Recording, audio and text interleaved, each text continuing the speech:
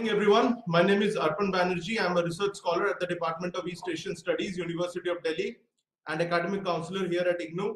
And I have been teaching you the paper Governance Issues and Challenges. And the code of this paper is BPAG 172. So I welcome you all to today's learning session. Let us begin today's class. So we have been covering the first block of this paper titled Government and Governance Concepts. This paper consists of 4 units. Globalization, role of state, market and civil society. That is the first unit. Unit 2 is pertaining to governance conceptual dimensions. Unit 3 is pertaining to governance framework in India. And Unit 4 is pertaining to stakeholders in governance. So let us begin with Unit 3. We have covered the first 2 units in the previous class. Let us begin with Unit 3, that is governance framework in India. So ever since the term governance has become the cynosure of all actors, both state and non-state, there has been a trend to engage, educate and empower people in a peaceful way for a wide array of missions such as economic welfare, child well-being, mainstreaming gender, environmental protection and cultural promotion. To illustrate, in the year 2015-16, citizen volunteers in Mumbai gathered every weekend to remove tons of garbage from Versova beach. With active citizen participation, Brihan Mumbai Municipal Corporation BMC provided cleanup tools, garbage trucks, etc. And in due course, several individuals across the city supported the beach cleanup initiatives. In fact, the erstwhile head of the United Nations Environment Program, UNEP, lauded this initiative as the world's largest beach cleanup in history. This social experiment paved way to rebuild communities and acquire new skills like problem solving, negotiation, decision making, teamwork, and mutual learning. From this example, you can understand the interaction dynamics between citizen volunteers, municipal officials, and international agencies. Ever since the beginning of modern jurisprudence, the one and only proposition that inspired the intellectuals was nobody is above law. Based on this foundation, the framework of how to prevent the state or its individuals from becoming tyrannical has been constructed in a way to protect civil rights and to treat every person equal before law, irrespective of caste, creed, religion, gender, disability, etc. The idea of constitution evolved during modern period. Indeed, the founding fathers of modern India aspired to set up the framework of governance that works for the welfare of the people. In this section, we shall discuss the operational frameworks of constitution and the state actors in governance. Constitutional supremacy. When the Constitution of India was adopted on November 26, 1949 by the Constituent Assembly, its members were quite aware of the potential challenges of governance in the emerging democracy. In fact, this can be construed from the words of Dr. B.R. Ambedkar, chairman of the Constitution Drafting Committee, as I feel that the Constitution is workable, it is flexible and it is strong enough to hold the country together both in peacetime and in wartime. Indeed, if I may say so, if things go wrong under the new constitution, the reason will not be that we had a bad constitution. It is to be noted from the chairman's address that mere presence of a good constitution may not lead to democratic governance. Rather, the quality of governance is determined by the state and its actors in upholding the principles enshrined in our preamble, that is justice, liberty, equality and fraternity. Indeed, constitution gives the foundational framework for governance by delineating the powers, functions and jurisdictional boundaries of state vis-a-vis legislature, executive and judiciary, and specifies the rights, responsibilities and remedies available for its citizens.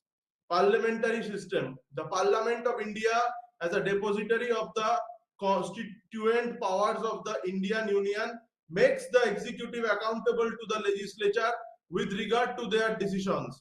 Ever since independence, our parliament has evolved as a multifaceted institution in terms of legislations, bills, debates, question hours, live proceedings of the business conduct, etc. and hence occupies a key position in our representative democracy. Our parliament comprises the President, Lok Sabha, House of People and Rajya Sabha, Council of States.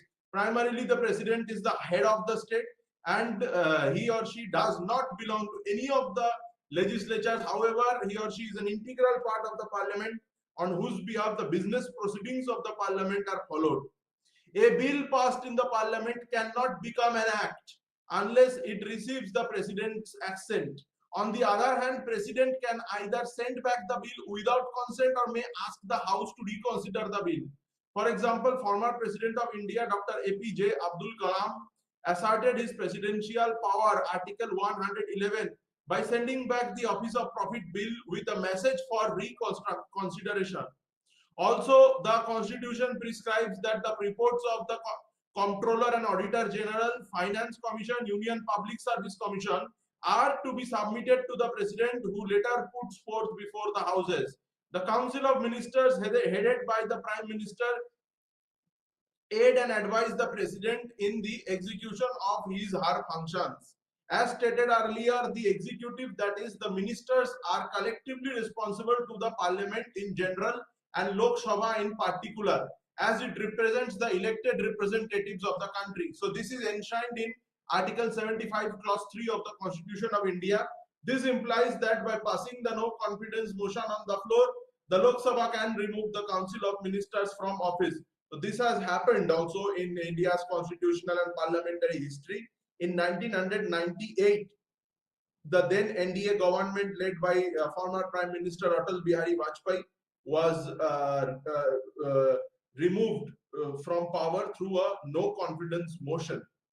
However, there have been instances where the no confidence motion has failed also. For example, in 2008, in the wake of the Indo-US civil nuclear deal, when the left front pulled out of the UPA government, a no confidence motion was brought in, but it failed to remove the Prime Minister from office.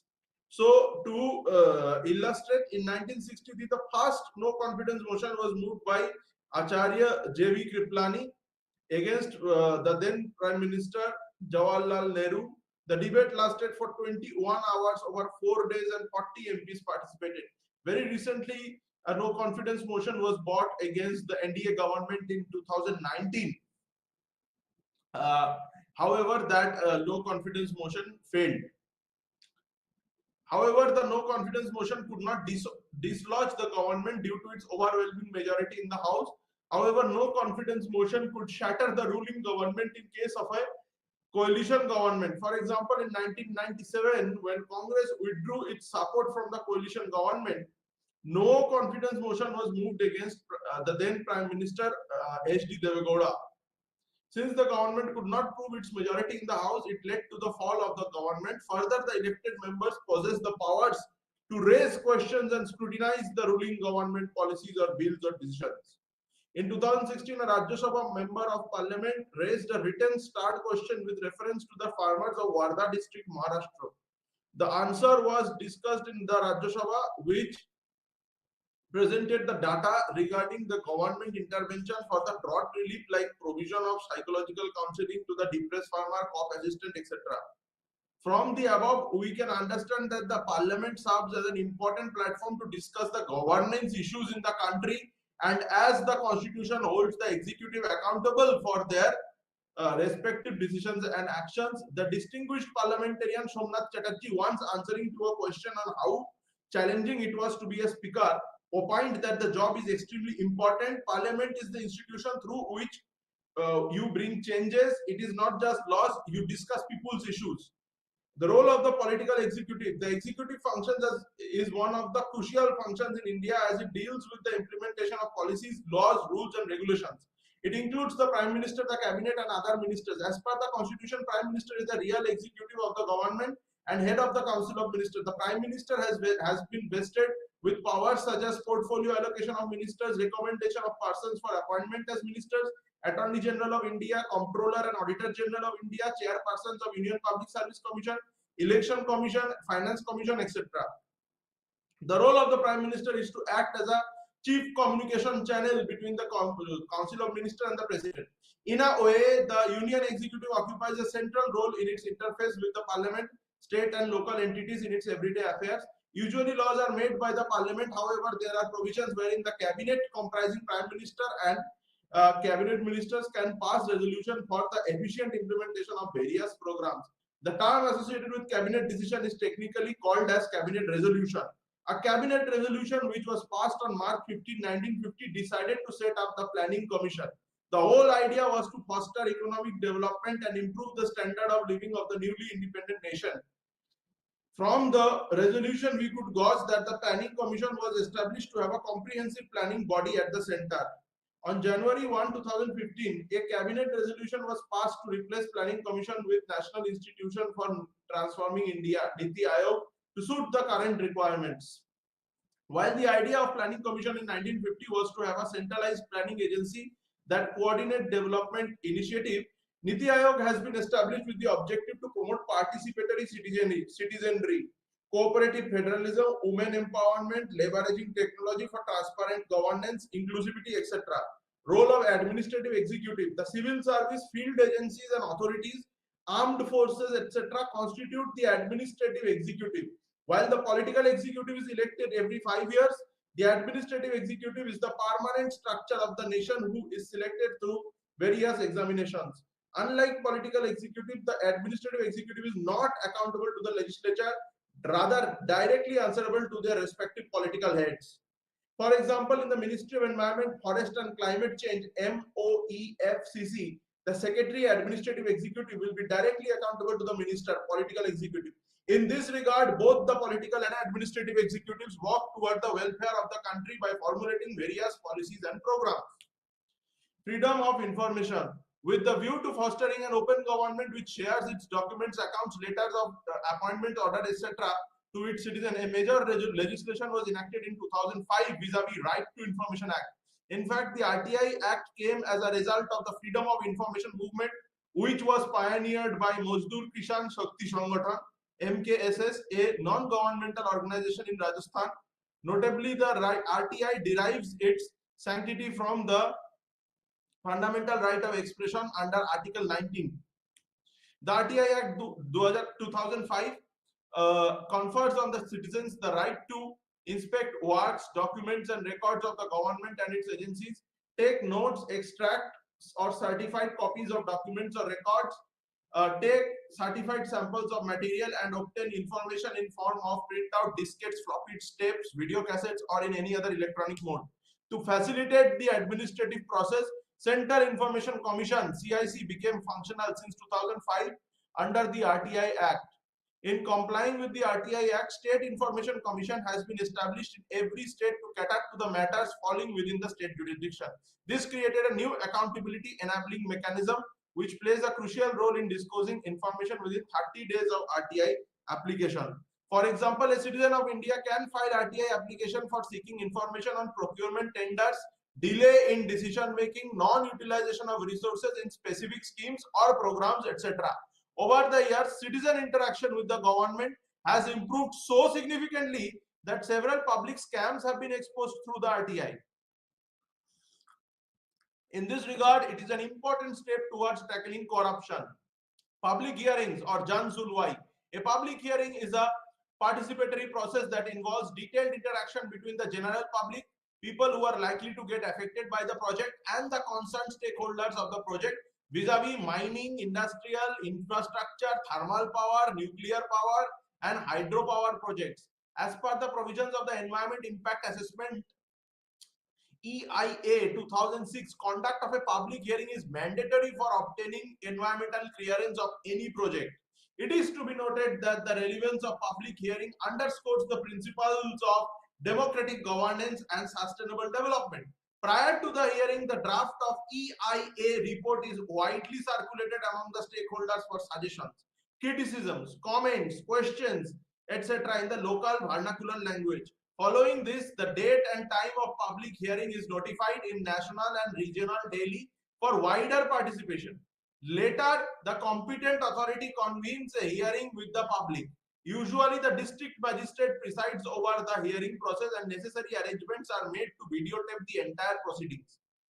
There have been instances where the procedures had not been followed as prescribed in the legislation, and in such cases, the concerned authorities can reconvene the hearing. For instance, the Kudankulam nuclear power project, Tamil Nadu, the EIA report was not provided in the vernacular language and the hard copies of the report were not widely circulated.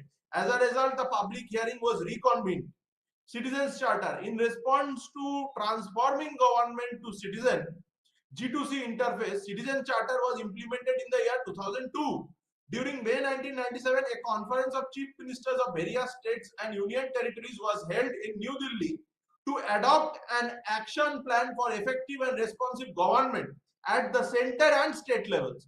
One of the main agenda was to formulate Citizens Charter, which could ensure service delivery standards. At the apex level, the task of formulation and implementation of Citizens Charter was taken by the Department of Administrative Reforms and Public Grievances, DARPG.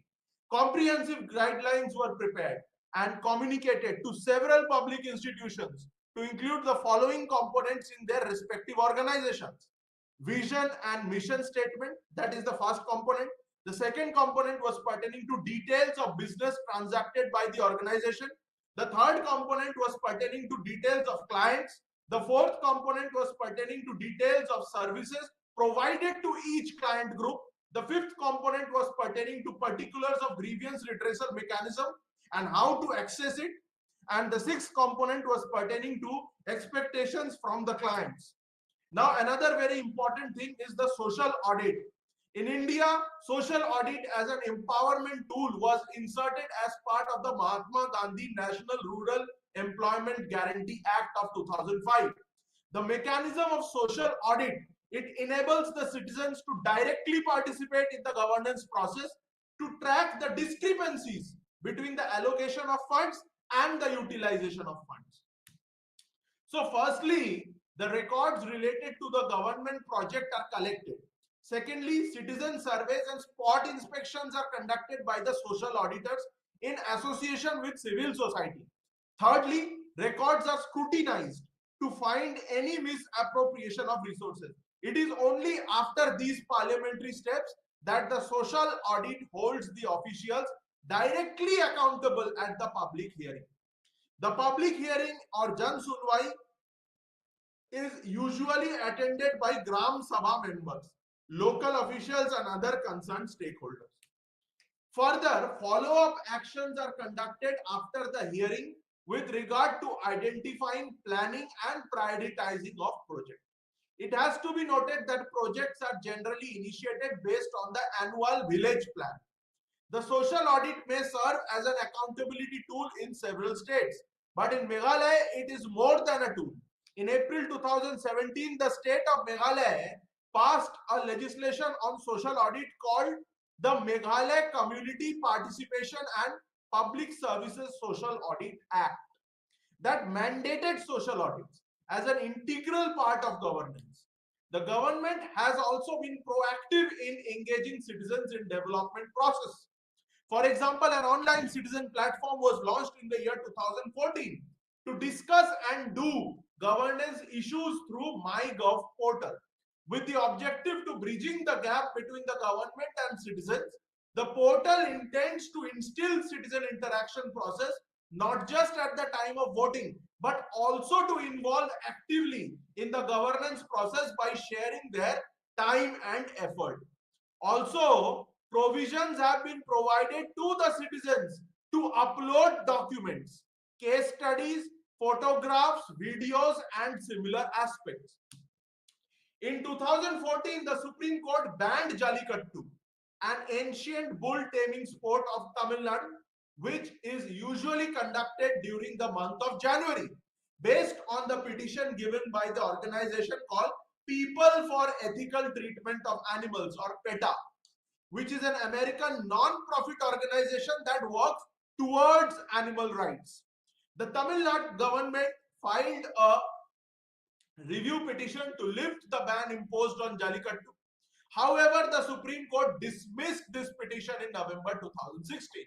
Following this, a fresh petition was filed to issue an interim order by the state government, but it was denied in January 2017 on the premise that it was unfair on part of the state government to pressurize the Supreme Court to issue order before the final verdict. In response to this, the civilians, especially thousands of youth across the state of Tamil Nadu, gathered peacefully in Chennai to protest against the ban on Jallikattu and claimed that it was their cultural right to conduct such sport. In this regard, the Madras High Court refused to interfere in the affairs as the matters were dealt by the Supreme Court. Meanwhile, discussions were held with the Prime Minister by the state government for an ordinance. Later, the state government initiated an ordinance and the governor immediately promulgated it. An ordinance enables the concerned authority to make amendments to the statutory law. So, in the case of the center, it is the president who has the ordinance making power, Article 123, when the parliament is not in session. And in case of the state, under Article 230, the governor has been entrusted with, by the constitution, with ordinance making powers when the legislative assembly of that particular province is not in session.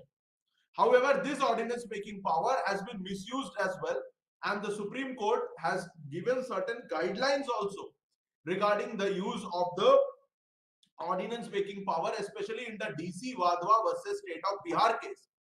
And also, the Supreme Court has said that the governor or the president's assent to the ordinance can be considered under judicial review. In the R.C. Cooper case, the Supreme Court has ruled it. According to that ordinance, which the Tamil Nadu governor promulgated, the bull sport could be held provided that prompt punitive action is taken against the perpetrators who subject the bulls to cruelty. From this example, we can understand the dynamics of citizens' protest, interaction between the state, center, judiciary and stakeholders in the context of governance. With the intention to address the challenges of governance at the local level, the creation of municipalities and panchayats came into effect.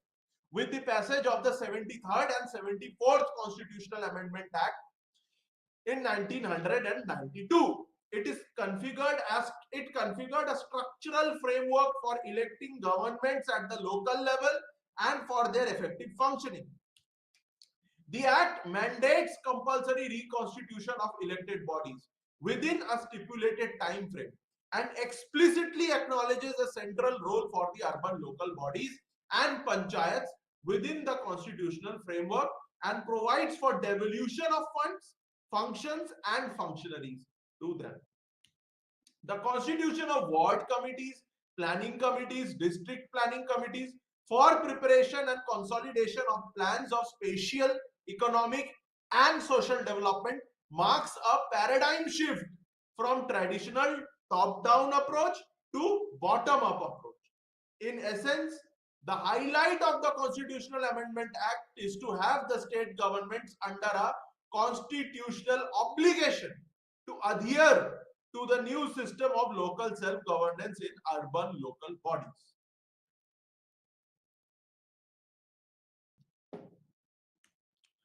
With the intention to bridge the gap between the government and the governed, this act outlined a broad framework that would enable the rural and urban local bodies to enjoy a constitutional status, thus transcending from their previous position of being non-functional in governance. The judiciary is uniquely placed in the matrix of power structure within governance. So the judiciary is the custodian of the Indian Constitution. Judicial review is a part of the basic structure of the Indian Constitution. This basic structure doctrine was propounded by the Supreme Court in its judgment of the Kesavanand Bharati case in 1973. And Article 13 of the Constitution clearly stipulates that if any law which is made by the Parliament, it violates the fundamental rights of the citizens, then that law can be held null and void by the Supreme Court or by the judiciary. So the judiciary is the custodian of the Constitution. Also, it has been clearly provided that no discussion shall take place regarding the conduct of judges or regarding the judiciary inside the Parliament. So the judges in India are not elected, but become judges through the collegium system. So the judges, they are not elected, but clearly they have the power to check the exercise of authority of elected representatives and appointed officials. The judiciary as an institution is vastly respected and is vested with the power to protect the rights and freedom of people. It is to be noted that the courts of present times provide new checks on representative institutions.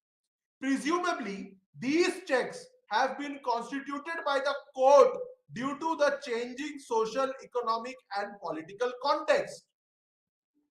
Let us understand the role of judiciary through the remarkable contributions that have been made by those judges who, by their simplicity and unconquerable spirit, gave a fresh perspective to the judicial system. One of the hallmarks of our constitution is that it has been tailored to suit contemporary conditions in governance by the tireless efforts of Chief Justices N.A. Palkiwala, V.R. Krishna Iyer, Justice Bhagwati, Justice Khanna, and Justice Kuldeep Singh, etc. With their exceptional acumen and social consciousness, they have indeed exceeded the expectations of Dr. Ambedkar and other founding fathers of the Constitution. Given the need for promptly responding to the needs of the poor and challenges of representative institutions, Supreme Court crafted innovative tools like public interest litigation, PIL, Lok Adalat, etc.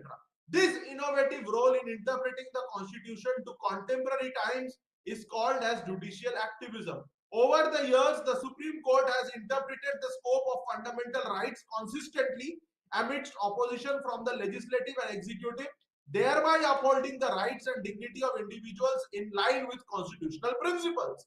In case after case, the Supreme Court has issued a range of commands for law enforcement dealing with an array of aspects of executive action in general and of other stakeholders in particular. When the William and Henry Golaknath versus State of Punjab case 1967 was overruled by the Keswananda Bharti versus State of Kerala case in 1973, the Supreme Court was faced with the question whether the Parliament could exercise unlimited powers to amend the Constitution. So, in the IC Golaknath versus State of Punjab case of 1967, which was pertaining to the acquisition of the estates of the William and Henry Golaknath of Punjab by the Punjab government, the Supreme Court had ruled that any law which in any way affected or curtailed any of the fundamental rights enshrined in the Constitution is null and void, is unconstitutional, void ab initio. That was what the Supreme Court had ruled in the Golaknath versus State of Punjab case of 1967. However, the Supreme Court overruled its decision in the Kesavanand Bharti versus State of Kerala case of 1973. So Supreme Court overruled, this is called the doctrine of prospective overruling. So in the Kesavanand Bharti versus State of Kerala case 1973, Supreme Court overruled its own decision and it said that fundamental rights can be amended or can be curtailed by the Parliament through legislation, given that the basic structure of the Constitution is not harmed. So the Parliament could amend the Constitution using Article 368. However, that amendment should not in any way harm or affect the basic structure of the Constitution. So the Supreme Court came up with the doctrine of basic structure here. Here, the Supreme Court came up with the doctrine of basic structure, and then it kept on adding to what consists of the basic structure. For example, today the judicial review is a part of the basic structure. Federalism is a part of the basic structure. Democracy, republican form of government, elections, all these things are part of the secularism is also part of the basic structure now after the Supreme Court's ruling in the 1994 SR Bommai case, wherein federalism and secularism were made part of the basic structure of the Constitution of India. However, with deliberations made by various judges, it was realized that the constitution was the outcome of various intellectuals, statesmen, and those who fought against social injustice. Hence, its structural foundation was not meant to be interfered as per the parliament will. Therefore, the judges invented the theory of basic structure of the constitution, which clearly indicates the commitment of the Indian judiciary in upholding the constitutional principles as envisioned by the founding fathers. With the evolution of the paradigm from government to governance, the role of the civil society occupies a pivotal role. Indeed, the eighth five-year plan report on the steering committee on voluntary sector, which came out in released by the government of India in 2002, cites the work of Rajesh Tandon, who spearheaded participatory movement across the world through participatory research in India. It is a global center for participatory research and training. Rajesh Tandon gives a typology of civil society organizations in India as traditional associations, religious associations, social movements, membership associations, and intermediary associations. To illustrate further, the civil society can include a small voluntary group which works for preservation of the local heritage structures, or a giant organization which advocates for low carbon footprint in rural households.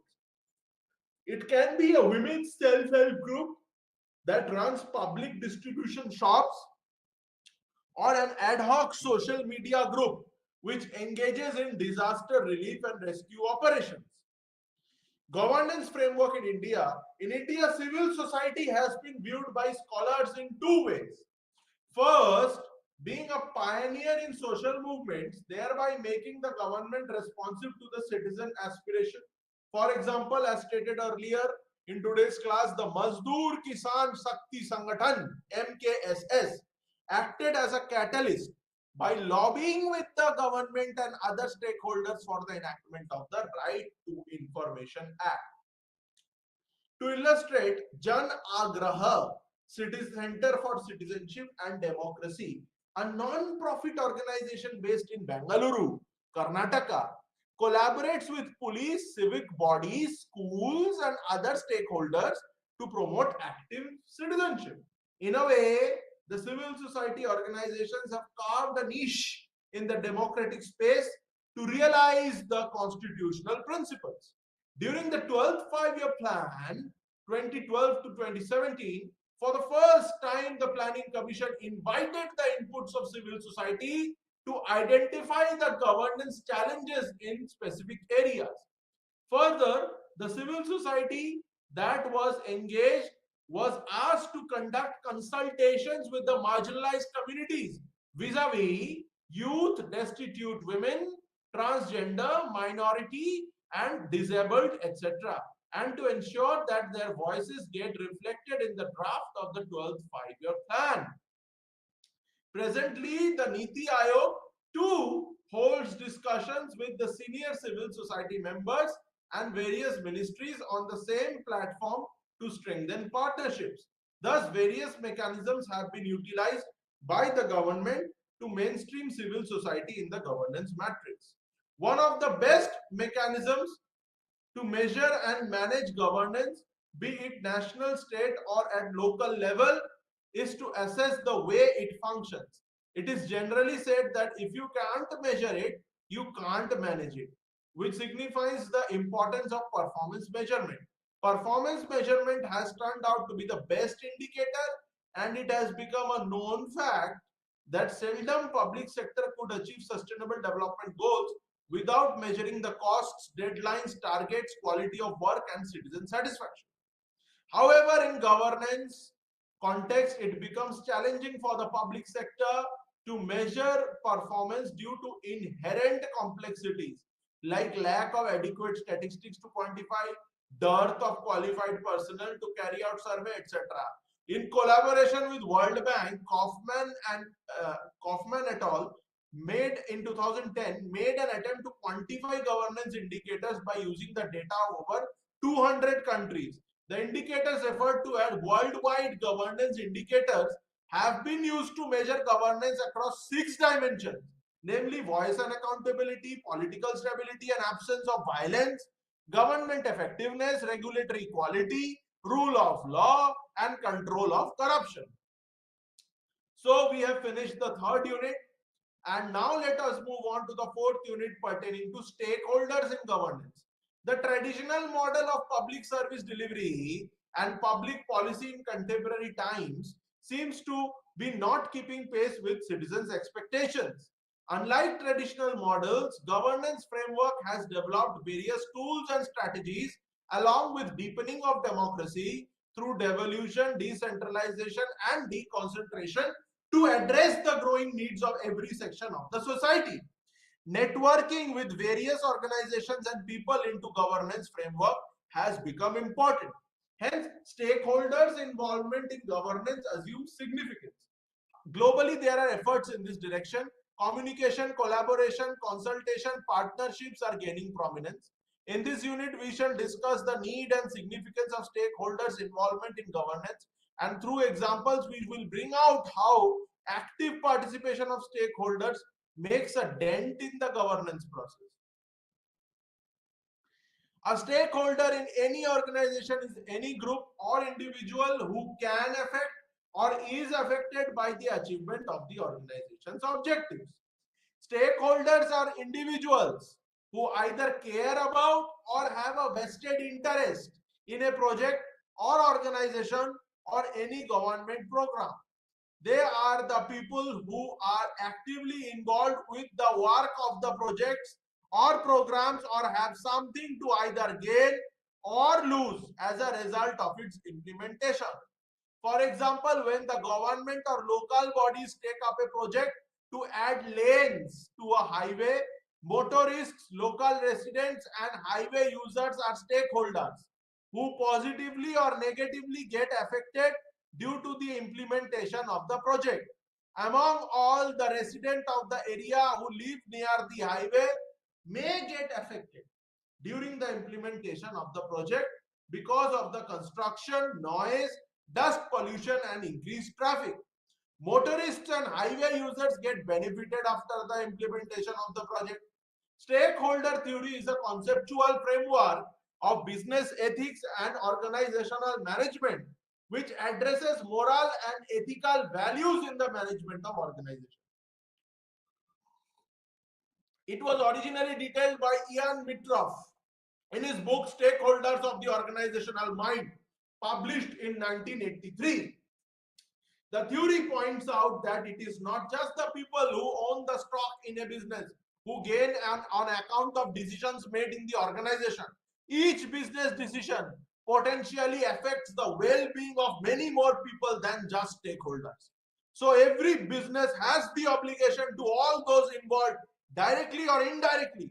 That includes stockholders, employees, suppliers, customers, local community, and so on.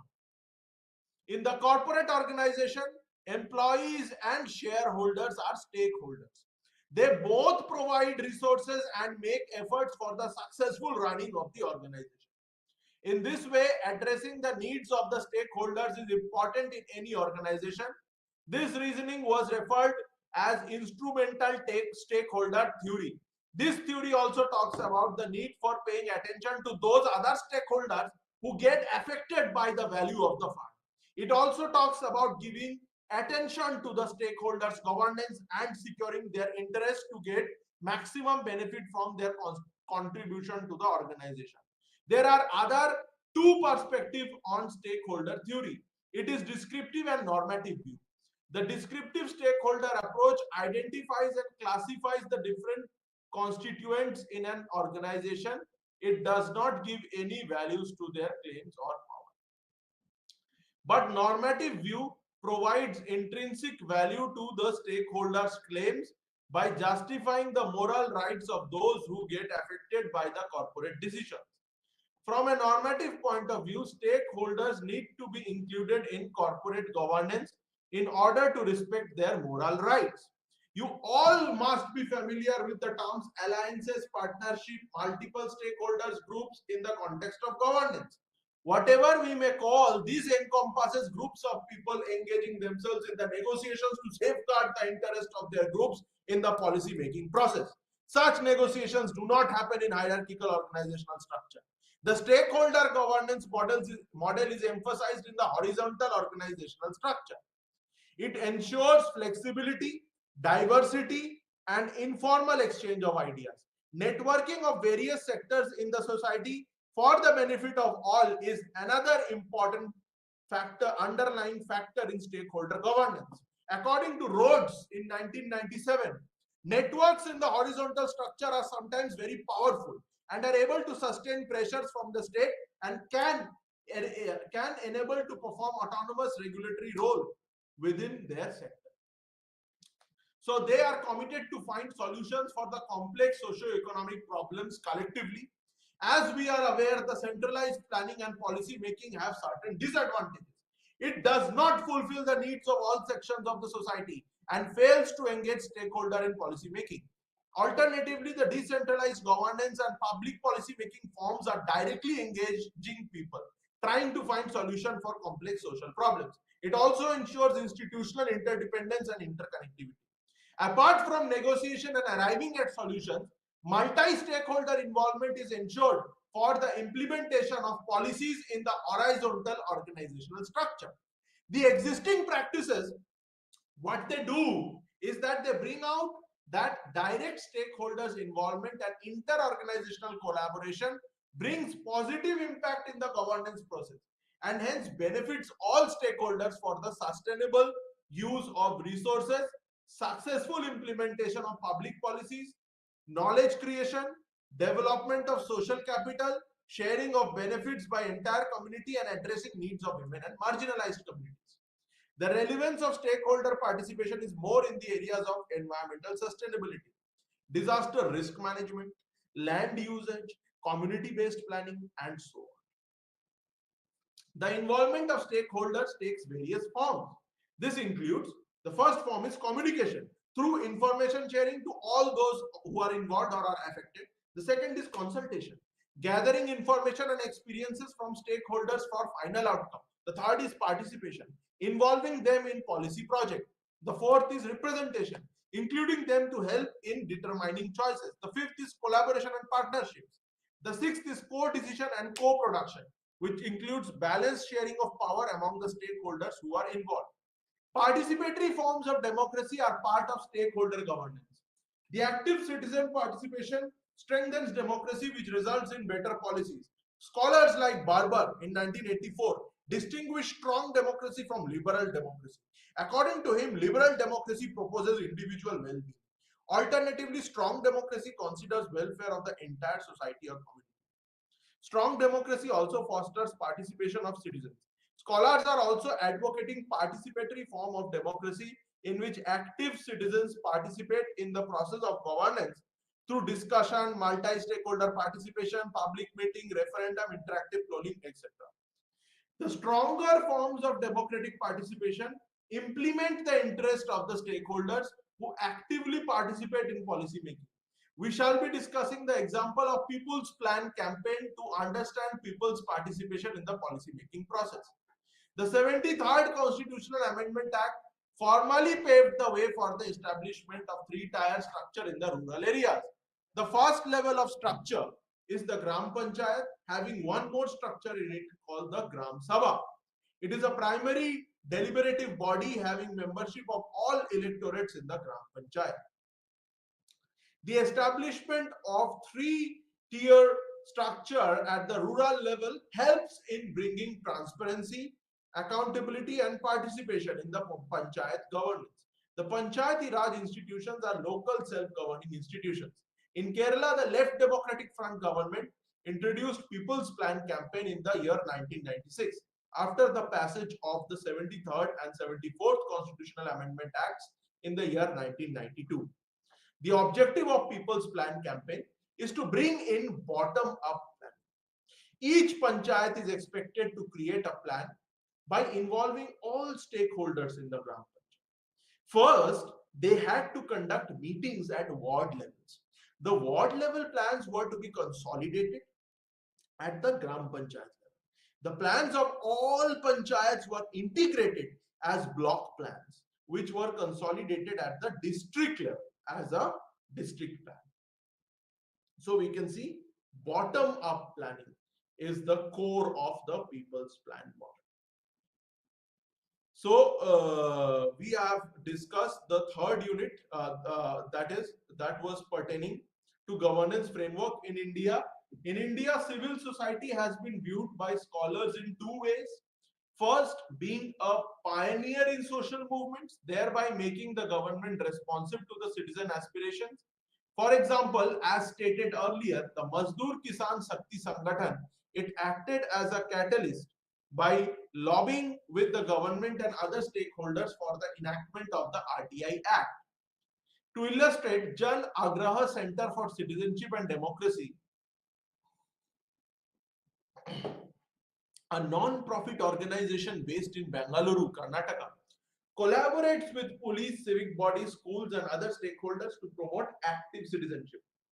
In a way, the civil society organizations have carved a niche in the democratic space to realize the constitutional principles. During the 12th five-year plan, for the first time, the Planning Commission invited the inputs of the civil society to identify the governance challenges in the specific areas. Further, the civil society that was engaged was asked to conduct consultations with the marginalized communities vis-a-vis youth, destitute women, transgender, minority, disabled, etc., and to ensure that their voices get reflected in the draft of the 12th five-year plan.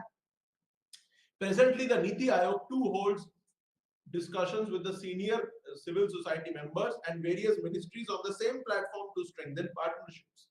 Thus, various mechanisms have been utilized by the government to mainstream civil society in the governance matrix. One of the best mechanisms to measure and manage governance, be it national, state, or at local level, is to assess the way it functions. It is generally said that if you can't measure it, you can't manage it, which signifies the importance of performance measurement. Performance measurement has turned out to be the best indicator, and it has become a known fact that seldom public sector could achieve sustainable development goals without measuring the costs, deadlines, targets, quality of work, and citizen satisfaction. So, in order to complete our nationally determined contribution NDCs, for which there are several international initiatives as well, like the Talanoa principles, like the Under 2 coalition, performance measurement is extremely important.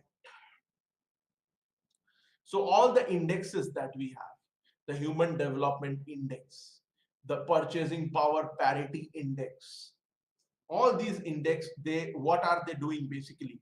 They are measuring the performance. However, in governance context, it becomes challenging for the public sector to measure performance due to inherent complexities like lack of adequate statistics to quantify, dearth of qualified personnel to carry out survey, etc. In collaboration with World Bank, Kaufman made an attempt to quantify governance indicators by using the data of over 200 countries. The indicators referred to as worldwide governance indicators have been used to measure governance across 6 dimensions. What are these 6 dimensions? Voice and accountability, political stability and absence of violence, government effectiveness, regulatory government effectiveness, regulatory quality, rule of law, and control over corruption. So, discussing the fourth unit, which we have just discussed, is about the stakeholders in governance. The traditional model of public service delivery and public policy in contemporary times, it seems to be not keeping pace with citizens' expectations. Unlike traditional models, governance framework has developed various tools and strategies along with deepening of democracy through devolution, decentralization, and deconcentration to address the growing needs of every section of the society. Networking with various organizations and people into governance framework has become important. Hence, stakeholders' involvement in governance assumes significance. Globally, there are efforts in this direction. Communication, collaboration, consultation, partnerships are gaining prominence. In this unit, we shall discuss the need and significance of stakeholders' involvement in governance. And through examples, we will bring out how active participation of stakeholders makes a dent in the governance process. A stakeholder in in an organization is any group or individual who can affect or is affected by the achievement of the organization's objectives. Stakeholders are individuals who either care about or have a vested interest in a project or organization or any government program. They are the people who are actively involved with the work of the projects or programs or have something to either gain or lose as a result of its implementation. For example, when the government or local bodies take up a project to add lanes to a highway, motorists, local residents, and highway users are stakeholders who positively or negatively get affected due to the implementation of the project. Among all, the residents of the area who live near the highway may get affected due to the implementation of the project because of the construction noise, dust pollution, and increased traffic. Motorists and highway users get benefited after the implementation of the project.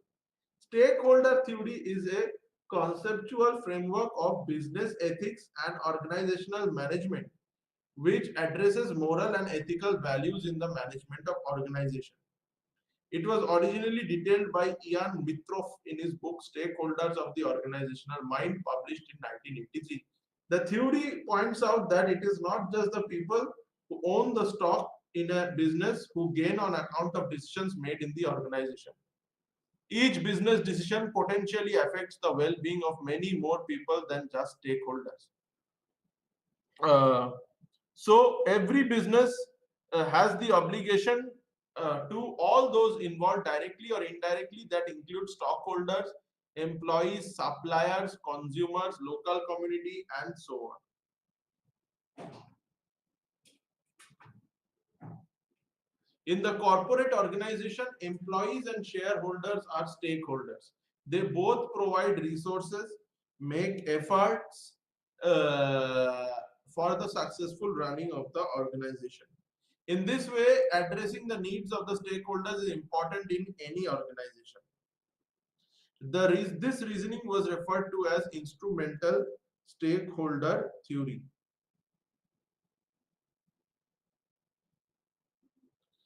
This theory also talks about the need for paying attention to those other stakeholders who get affected by the value of the farm.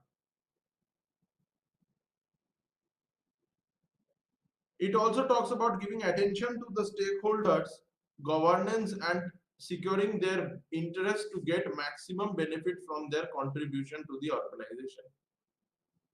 There are two perspectives on stakeholder theory. It is descriptive and normative view. The descriptive stakeholder approach identifies and classifies the different constituents in an organization. It does not give any values to their claims or power. But normative view provides intrinsic value to the stakeholders' claims by justifying the moral rights of those who get affected by the corporate decisions. From a normative point of view, stakeholders need to be included in corporate governance in order to respect their moral rights. You all must be familiar with the terms alliances, partnership, multiple stakeholders groups in the context of governance. Uh, Whatever we may call, this encompasses group of people engaging themselves in the negotiation to safeguard interest of their groups in the policy making process. Such negotiations do not happen in hierarchical organizational structure. The stakeholder governance model is emphasized in the horizontal organizational structure. It ensures three things. It ensures flexibility, diversity, and informal exchange of ideas. Networking of various actors in the society for the benefit of all is another important underlining factor in stakeholder governance. According to Rhodes, 1997, networks in the horizontal structure are sometimes very powerful and are able to sustain pressures from the state and can able to perform autonomous regulatory role within their sector.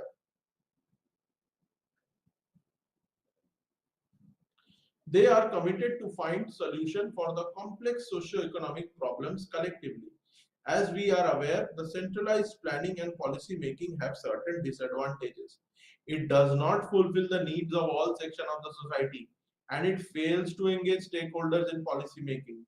Alternatively, the decentralized governance and public policy making forms are directly engaging people trying to find solution for complex social problems. It also ensures institutional interdependence and interconnectivity. Apart from negotiation and arriving at solutions, multi-stakeholder involvement is ensured for the implementation of policies in the horizontal organizational structure. The existing practices bring out that direct stakeholders involvement and interorganizational collaboration brings positive impact in the governance process and benefits all stakeholders for the sustainable use of resources, successful implementation of public policies, knowledge creation, uh, development of social capital, sharing of benefits by entire community, and addressing needs of women and marginalized.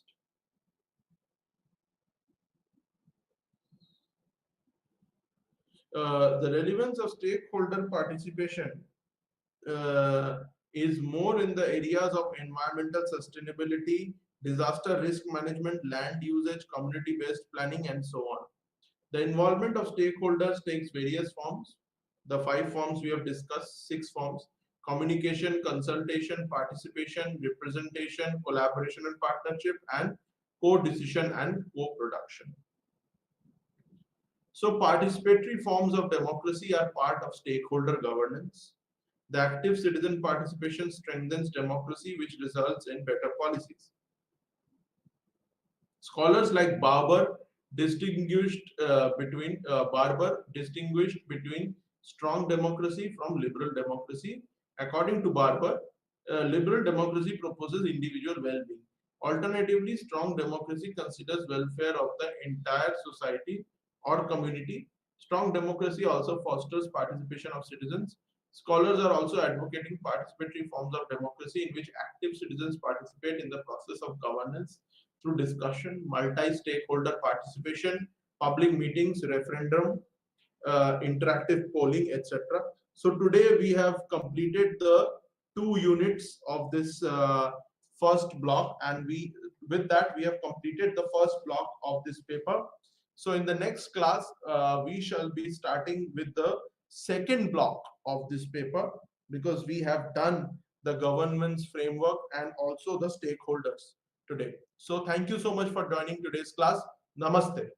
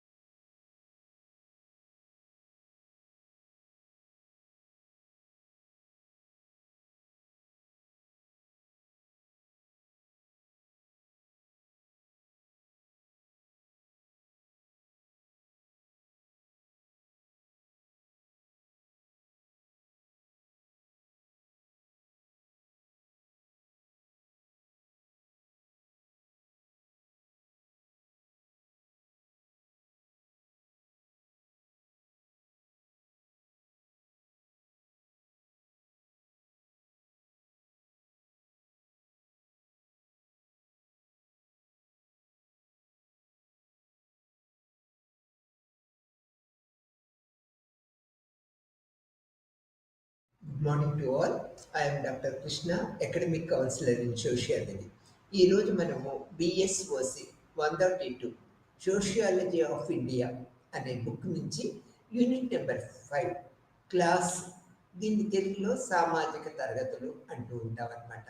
ఈ సామాజిక తరగతులు ఎలా ఉంటాయి భారతదేశంలో మన సామాజిక నిర్మాణంలో అనేది మనం ఇప్పుడు తెలుసుకుందాము. ఇక్కడ సామాజిక నిర్మాణం యొక్క మరొక కోణాన్ని పరిచయం చేస్తూ ఉంటాం ఈ లెసన్లో. క్లాస్ కాంపోనెంట్ మనము బ్రిటిష్ అనంతర కాలంలో భారతదేశంలో సామాజిక తరగతులు ఏ విధంగా ఉన్నాయనేది చూస్తూ ఉంటాం.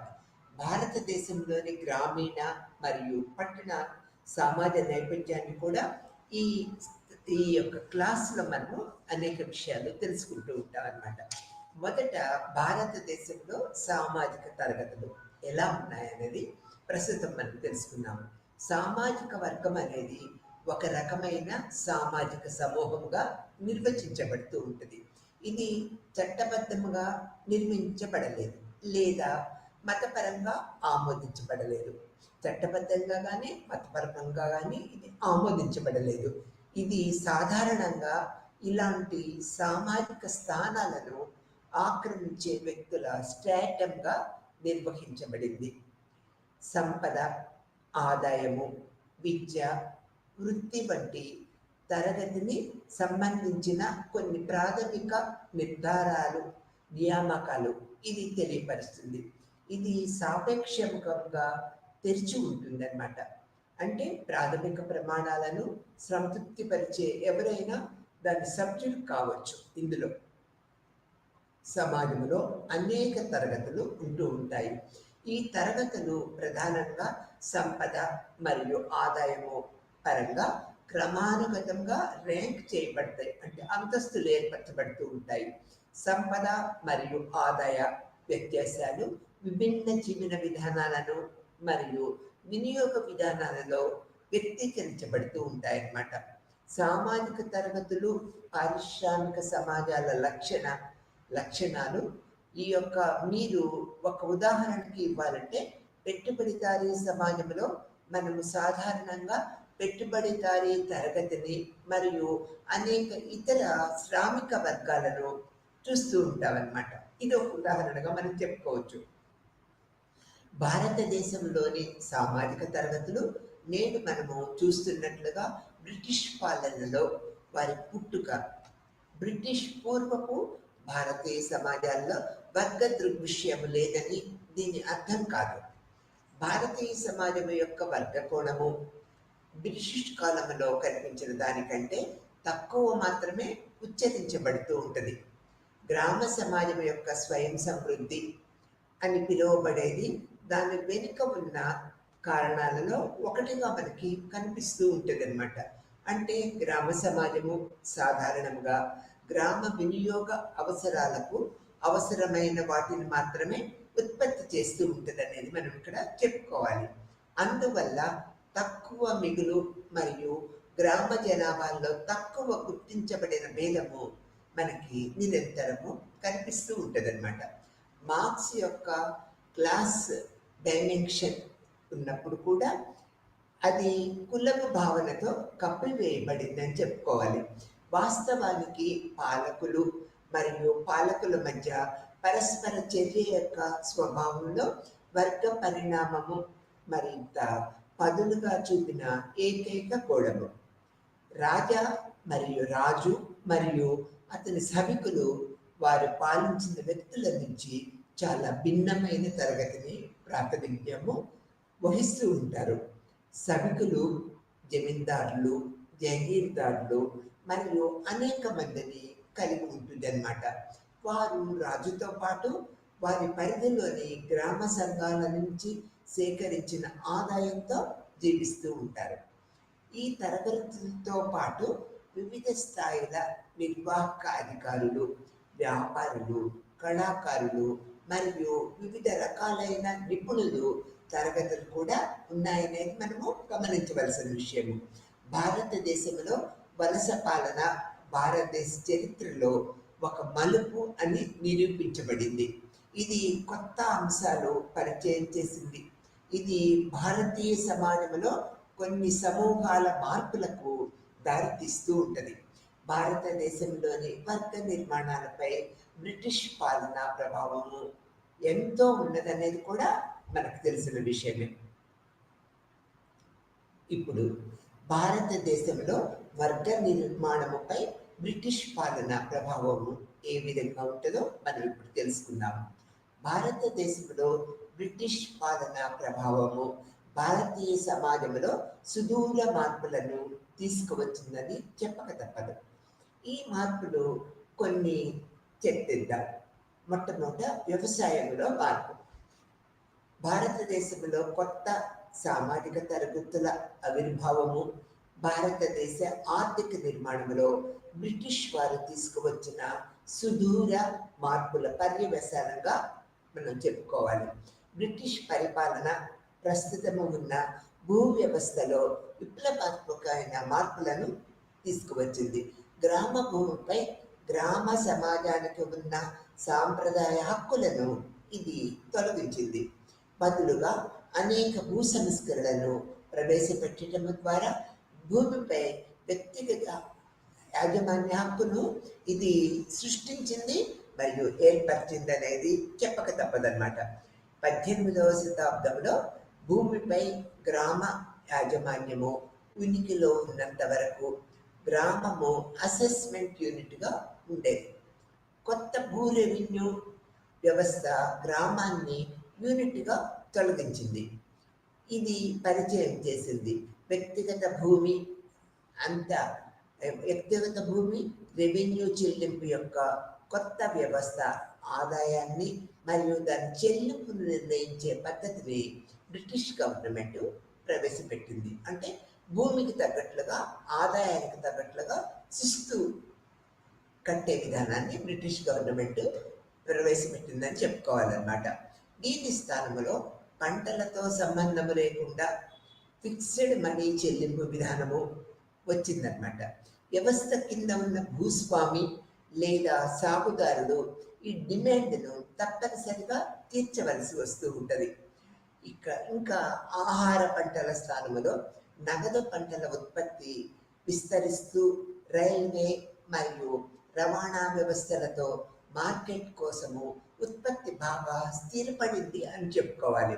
వ్యవసాయం యొక్క ఈ వాణిజ్యీకరణ భారతదేశంలో వాణిజ్యము మరియు వాణిజ్యాభివృద్ధికి ఎంతగానో ప్రేరేపించిందని చెప్పక తప్పదు.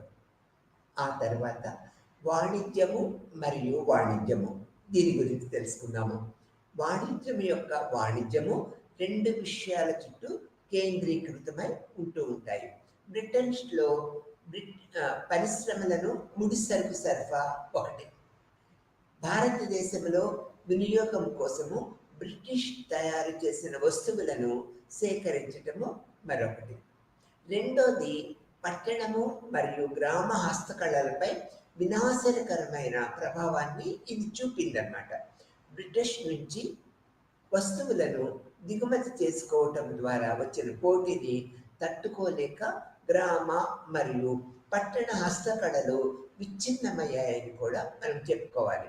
ఇంతలో తగినంత పారిశ్రామిక అభివృద్ధి కూడా లేదన్నమాట.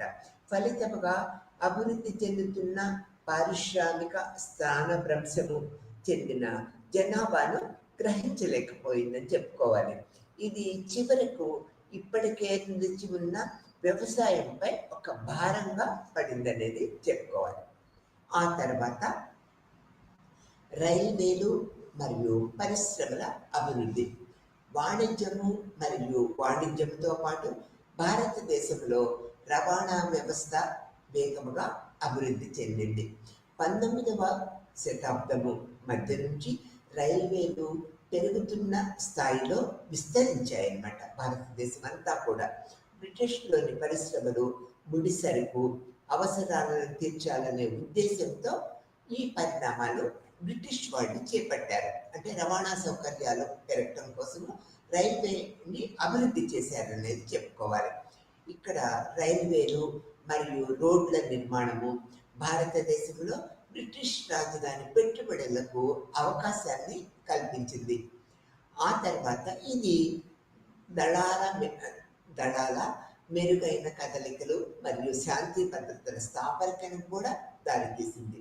బ్రిటిష్ మూలధన పెట్టుబడి ప్రారంభంతో తోటల అంటే తేయాకు తోటలు, పత్తి, జనపనార మరియు మైనింగ్ పరిశ్రమలు వంటి రంగాలలో ఒక అవుట్లెట్ కనుగొనబడింది.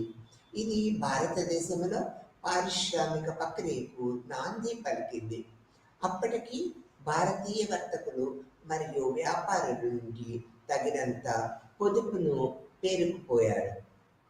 ఇది మూలధనంగా పనిచేసింది. అంటే వారి యొక్క వర్తకుల యొక్క పొదుపు మూలధనంగా పనిచేసింది. మరియు భారతీయ యాజమాన్యంలోని పరిశ్రమల సృష్టికి ఇది సాధ్యతరం చేసిందని చెప్పక తప్పదు. తరువాత రాష్ట్రము మరియు పరిపాలన వ్యవస్థ. ఈ పరిణామాల ముందే బ్రిటిష్ ప్రభుత్వము స్వాధీనము చేసుకున్న భూభాగాన్ని నిర్వహించడానికి భారీగా మరియు విస్తృతమైన ప్రభుత్వ యంత్రాంగాన్ని ఏర్పాటు చేసింది. ఈ యంత్రాంగము పెద్ద సంఖ్యలో పనిచేయడానికి విద్యావంతులు అవసరమయ్యారు. ఇంత భారీ పరిపాలనా యంత్రాంగాన్ని నడుపుతున్నందున బ్రిటిష్లోని విద్యావంతులు సిబ్బందికి భద్రతా ప్రాధాన్యము కల్పించడము సాధ్యం కాదు. అందువలన భారతదేశంలో పాశ్చాత్య విద్యను ప్రవేశపెట్టింది ఈ బ్రిటిష్ గవర్నమెంట్. ఈ ప్రవేశపెట్టవలసిన అవసరం ఉందని విదేశీయ పాలకులు భావించారు. అందువలన భారతదేశంలో పాశ్చాత్య విద్యకు అందించడానికి మరియు విస్తరిస్తున్న ఆర్థిక వ్యవస్థ మరియు పెరుగుతున్న ప్రభుత్వ యంత్రాంగ అవసరాలను తీర్చడానికి పాఠశాలలు, కళాశాలలు మరియు విశ్వవిద్యాలయాలు బ్రిటిష్ గవర్నమెంట్ స్థాపించింది. భారతదేశంలో బ్రిటిష్ పాలన ప్రభావం యొక్క పర్యవసానంగా భారతీయ సమాజము సామాజిక తరగతుల అసమాన పెరుగుదలను చవిచూసిందని చెప్పక తప్పదు. మనము తరువాత విభాగాలలో ఈ అసమాన పెరుగుదల యొక్క కొన్ని అంశాలను కూడా పరిశీలించగలుగుతామన్నమాట. ఆ తర్వాత సామాజిక తరగతులు యొక్క అసమాన పెరుగుదల ఎలా జరిగిందో ఇప్పుడు మనము తెలుసుకుందాము. కొత్త సామాజిక తరగతుల పెరుగుదల ప్రక్రియ అసమానమైనదిగా చెప్పుకోవాలి. ఇది దేశంలోని వివిధ ప్రాంతాలలో మరియు వివిధ వర్గాల మధ్య కూడా ఒకేలాగా అభివృద్ధి చెందలేదు. బ్రిటిష్ పాలనలో అభివృద్ధి చెందిన సామాజిక శక్తులు సమయము మరియు టెంపో రెండింటిలోనూ అసమానంగా వ్యాపించటమే దీనికి కారణంగా చెప్పుకోవాలి. ఇది క్రమంగా భారతదేశంలో రాజకీయ శక్తి వృద్ధిపై ఆధారపడి ఉంటుంది. ఉదాహరణకు తీసుకున్నట్లయితే బెంగాల్లో రెండవ సామాజిక తరగతులు జమీందారులు మరియు అద్దెదారులు, ఈ రెండు సామాజిక తరగతులుగా చెప్పుకోవాలి, మొదట ఉనికిలోకి వచ్చాయి. ఆ తర్వాత మళ్ళీ బెంగాల్ మరియు బొంబాయిలో మొదటి పారిశ్రామిక సంస్థలు ప్రారంభమయ్యాయి. ఇది ఈ ప్రాంతంలో పారిశ్రామికవేత్తలకు మరియు కార్మికుల తరగతి ఆవిర్భావానికి దారితీసింది. ఈ కారణంగానే బ్రిటిష్ వాళ్ళు సంక్షిప్తమైన పరిపాలనా వ్యవస్థను స్థాపించారు మరియు ఆధునిక విద్యను మొదట బెంగాల్ మరియు బొంబాయిలో ప్రవేశపెట్టారు అనేది కూడా మనం గమనించవలసిన విషయం. వివిధ వర్గాల మధ్య కొత్త సామాజిక తరగతులు పెరుగుదల ప్రక్రియ కూడా అసమానంగా ఉంది అనేది మనము గుర్తుపెట్టుకోవాలి. బ్రిటిష్కు పూర్వకాలంలో నిర్దిష్టమైన ఆర్థిక, సామాజిక లేదా విద్యా వృత్తముల్లో కొన్ని సంఘాలు ఇప్పటికీ నిమగ్నమై ఉండటము దీనికి కారణంగా చెప్పుకోవాలి. ఉదాహరణకు తీసుకున్నట్లయితే బనియన్లు మన సాంప్రదాయ సామాజిక నిర్మితిలో వృత్తి ద్వారా వ్యాపారులు, అందువల్ల వారు ఆధునిక వాణిజ్యము, బ్యాంకింగు మరియు పారిశ్రామిక సంస్థలను చేపట్టిన మొదటి వారుగా మనం చెప్పుకోవాలి. అదేవిధంగా బ్రాహ్మణులు ఆధునిక విద్యను అభ్యసించి వృత్తిపరమైన తరగతుల్లోకి ప్రవేశించారు ఎక్కువ మంది. ఈ కమ్యూనిటీలు కొత్త సవాళ్లను స్వీకరించారు మరియు ఈ వృత్తుల పట్ల ఇప్పటికే ప్రాథమిక వైఖరిని కలిగి ఉన్నందున ముందుగా ఈ కార్యాచరణ రంగాలలోకి ప్రవేశించాయనేది తెలియపరుస్తూ ఉన్నది. ఈ విధంగా స్వతంత్ర సందర్భంగా భారతీయ సమాజ నిర్మాణము అసంఖ్యాకమైన కులాలు మరియు తరగతులతో రూపొందించబడిందని మనము గుర్తించగలగాలి. కొన్ని సందర్భాల్లో ఇది ఒకదానికొకటి ఏకీభవించిన, కొన్నిటిలో అటువంటి ఏకీభవన అనేది జరగలేదనేది చెప్పక తప్పదన్నమాట. ఆ తర్వాత గ్రామీణ భారతదేశంలో సామాజిక తరగతులు ఎలా ఉన్నాయనేది ఇప్పుడు మనం తెలుసుకుందాం. గ్రామీణ ప్రాంతాలలో తరగతుల విధానము భూస్వాములు, అద్దెదారులు, రైతు యజమానులు, వ్యవసాయ కార్మికులు మరియు చేతి వృత్తుల వారు. ఇప్పుడు మనము వాటిని ఒక్కొక్కటి ఏ విధంగా ఉన్నదో తెలుసుకుందాము. భూస్వామ తరగతులు. భూస్వాములు బ్రిటిష్ పరిపాలనా స్థానికులతో శాశ్వత పరిష్కారము మరియు మహల్వారీ పరిష్కారము వంటి వివిధ రకాల భూ పరిష్కారాలను చేసింది. శాశ్వత పరిష్కారము క్రింద పూర్వపు పన్ను వసూలు చేసే జమీందారుల నుంచి కొత్త రకమైన భూస్వామి సృష్టించబడ్డారు. ఈ పరిష్కారము కింద యాజమాన్యము హక్కు జమీందారులకు ఇవ్వబడింది. ఈ పరిష్కారము ముందు భూమిని రాష్ట్రాల పట్ల పట్టా ప్రాతిపదికన వేలం వేసేదన్నమాట. దీని ఆధారంగా జమీందారులు మాత్రమే ఆదాయాన్ని వసూలు చేసే హక్కును కలిగి ఉండేవారు. ఈ పరిష్కారం తర్వాత ఈ భూమి శాశ్వతంగా వారిది అయింది. అంటే వారు ఈ భూమికి వంశపారంపర్య యజమానులు అయ్యారు. జమీందారీ యొక్క ఏకైక బాధ్యత బ్రిటిష్ ప్రభుత్వానికి స్థిర భూమి ఆదాయాన్ని చెల్లించటం. అంటే ఈ భూమిని కలిగి ఉన్నందువల్ల జమీందారులు స్థిరమైన ఆదాయాన్ని బ్రిటిష్ గవర్నమెంట్కు చెల్లించడానికి వీలైంది. ఈ భూమి పైన సర్వ హక్కులు జమీందారులు కలిగి ఉన్నారు. ఎందుకు? భూమి యొక్క పన్నులు వారు పే చేస్తున్నారు కాబట్టి ఆ భూములపై వారు సర్వ హక్కులు కలిగి ఉన్నారనేది బ్రిటిష్ చట్టాల ప్రకారము మనం తెలుసుకుంటూ ఉన్నాము. ఆ తర్వాత కొత్త రకమైన భూస్వాములు. అన్ని ఆచరణాత్మక ప్రయోజనాల కోసము భూస్వాములకు సమానము. ఈ ఏర్పాటు ఫలితముగా ఈ భూమి యొక్క రైతులు ఒక రోజులో కౌలుదారులు సమూహంగా రూపాంతరం చెందారు. ఈ స్థిర నివాసాన్ని 1993లో లార్డ్ కార్నవాలిస్ బెంగాల్, బీహార్, ఒరిస్సా మరియు మద్రాసులోని కొన్ని జిల్లాలలో ఈయన ప్రవేశపెట్టారు.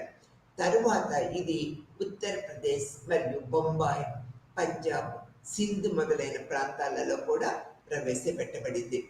జమీందారీ స్థిర నివాసము భారత సమాజంలో ఇప్పటి వరకు తెలియని భూస్వాముల తరగతికి ఇది దారితీసింది. ఈ యొక్క యాజమాన్య హక్కును ఇవ్వటం వల్ల తనఖా మరియు అమ్మకపు హక్కు గుర్తింపు పొందింది. స్థిర ఆదాయాన్ని చెల్లించడంలో కొంతమంది జమీందారులు విఫలమవటం వల్ల పెద్ద ఎస్టేట్లు భాగాలను వేలం వేయాల్సి వచ్చింది. ఇప్పుడు ఈ వేలం ప్రక్రియలో భూస్వాములు కూడా పాల్గొంటూ ఉన్నారు. ఇది ప్రధానంగా వ్యాపారులు మరియు వడ్డీ వ్యాపారులు అయిన కొత్త తరగతి భూస్వాములు ప్రవేశపెట్టడానికి దారి తీసింది అని చెప్పుకోవాలి. యాజమాన్యం హక్కు కూడా కౌలు హక్కును గుర్తించింది. ఇది చిన్న కౌలు కాలాల పెరుగుదలకు దారితీసింది. చట్టము అటువంటి కౌలు కాలాలకు బదిలీ చేయగలిగేలాగా చేసింది. కాలక్రమేణా కౌలు కాలము వ్యవసాయంపై చాలా తక్కువ ఆసక్తి ఉన్న వడ్డీ వ్యాపారులు మరియు గైర్హాజరీ భూస్వాములు వంటి సాగు చేయని వారి చేతుల్లోకి భూములు వెళ్ళినాయి అనేది చెప్పక తప్పదు.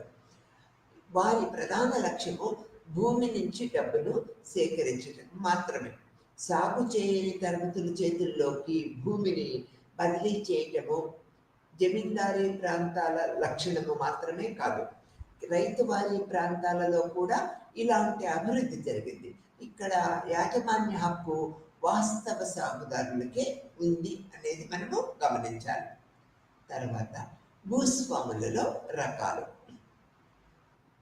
స్థూలంగా 2 రకాల భూస్వాములు ఉంటూ ఉండేవారు ఆ రోజుల్లో. మొదట జమీందారులు, పాత భూస్వాములు అనుకోవచ్చు. రెండోది వడ్డీ వ్యాపారులు. వ్యాపారులు మరియు ఇతరులు ఇటువంటి యాజమాన్య హక్కులను కలిగి ఉన్న వారిని తరచూ మనము వడ్డీ వ్యాపారులని పిలుస్తూ ఉంటాం అన్నమాట. ఆ తర్వాత ఈ యొక్క మధ్యవర్తులు, ఈ మధ్యవర్తులు వివిధ వర్గాలకు చెందినవారు. విభిన్న పేర్లు మరియు యూపీ, బెంగాల్, బీహార్ మరియు ఒరిస్సాలోని వివిధ ప్రాంతాలలో కనుగొనబడ్డారు. ఈ నాసి రకము మధ్యవర్తులు, వీరి పేర్లు వీరికి పెద్ద జమీందారులు వారి స్వంత జమీందారులే హక్కుల నుంచి సృష్టించబడ్డాయనేది కూడా మనము గమనించవలసిన విషయం. బెంగాల్లోని కొన్ని ప్రాంతాలలో కనిపించే జోతేదారులు జమీందారుల నుంచి నేరుగా భూమిని కలిగి ఉన్న గణనీయమైన భూస్వాములు. వారు 50% వాటాలపై కౌలుదారులను సబ్లేటెడ్ చేయటం ద్వారా సాగు చేయని భూమిని పొందేవారు. అదేవిధంగా ఈ యొక్క పట్టిదారులు జమీందారుల కింద స్థిర బకాయిల వద్ద శాశ్వత లీజులకు కలిగి ఉన్నారు. మరొక వైపు ఈ యొక్క ఇజాదారులు కాంట్రాక్ట్ పద్ధతిలో ఒక ఏరియాకు చెందిన ఆదాయాన్ని ఈ యొక్క పొందుతూ ఉండేవారనే చెప్పుకోవచ్చు. ఆ తర్వాత భూ సంస్కరణలు మరియు దాని పర్యవసానాలు ఎలా ఉన్నాయో ఇప్పుడు మనం తెలుసుకుందాం. స్వాతంత్రం సందర్భంగా మధ్యవర్తుల వర్గము వారి చేతుల్లో ఎక్కువ భూమిని కలిగి ఉండగా రైతు సాగుదారులను తక్కువగా లేదా భూములు లేవన్నమాట. భారతీయ సమాజంలో సామాజిక రాజకీయ అసమానతలకు దారితీసే తీవ్రమైన ఆర్థిక అసమానతలు కూడా ఇది ఏర్పడింది. అందుకే భారతదేశము స్వతంత్రము వచ్చిన తర్వాత మన జాతీయ నాయకులు గాంధీ, నెహ్రూ, పటేల్ వంటి వారు భూ సంస్కరణలపై ఎక్కువ దృష్టిని కేంద్రీకరించారు.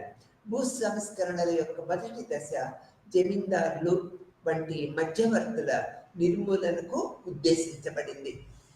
ఇది 1950లో జమీందారీ వ్యవస్థ రద్దు చేయబడింది మరియు ఉత్తరప్రదేశ్లో మొదట భూ సంస్కరణలు అమలు చేయబడ్డాయి. సాగుదారులకు రాష్ట్రంలో ప్రత్యక్ష సంబంధంలోనికి తీసుకురావడమే దీని యొక్క భూ సంస్కరణ యొక్క లక్ష్యంగా మనం చెప్పుకోవాలి.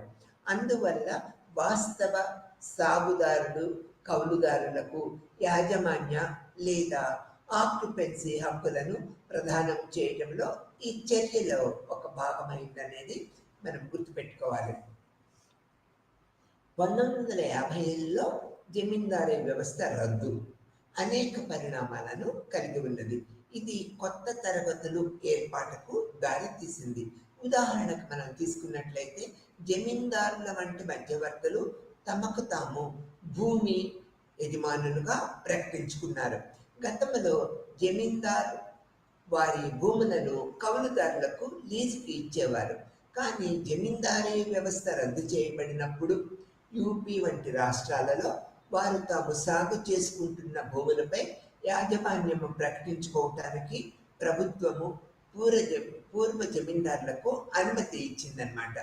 ఈ యొక్క భూములను పిలిచే భూములు అందువల్ల జమీందారులు ఈ భూముల నుంచి చాలా మంది కౌలుదారులకు బలవంతంగా బయటికి పంపించేసారు మరియు వారు కలిగి ఉన్న భూమిని ఖుద్దాస్గా ప్రకటించారు.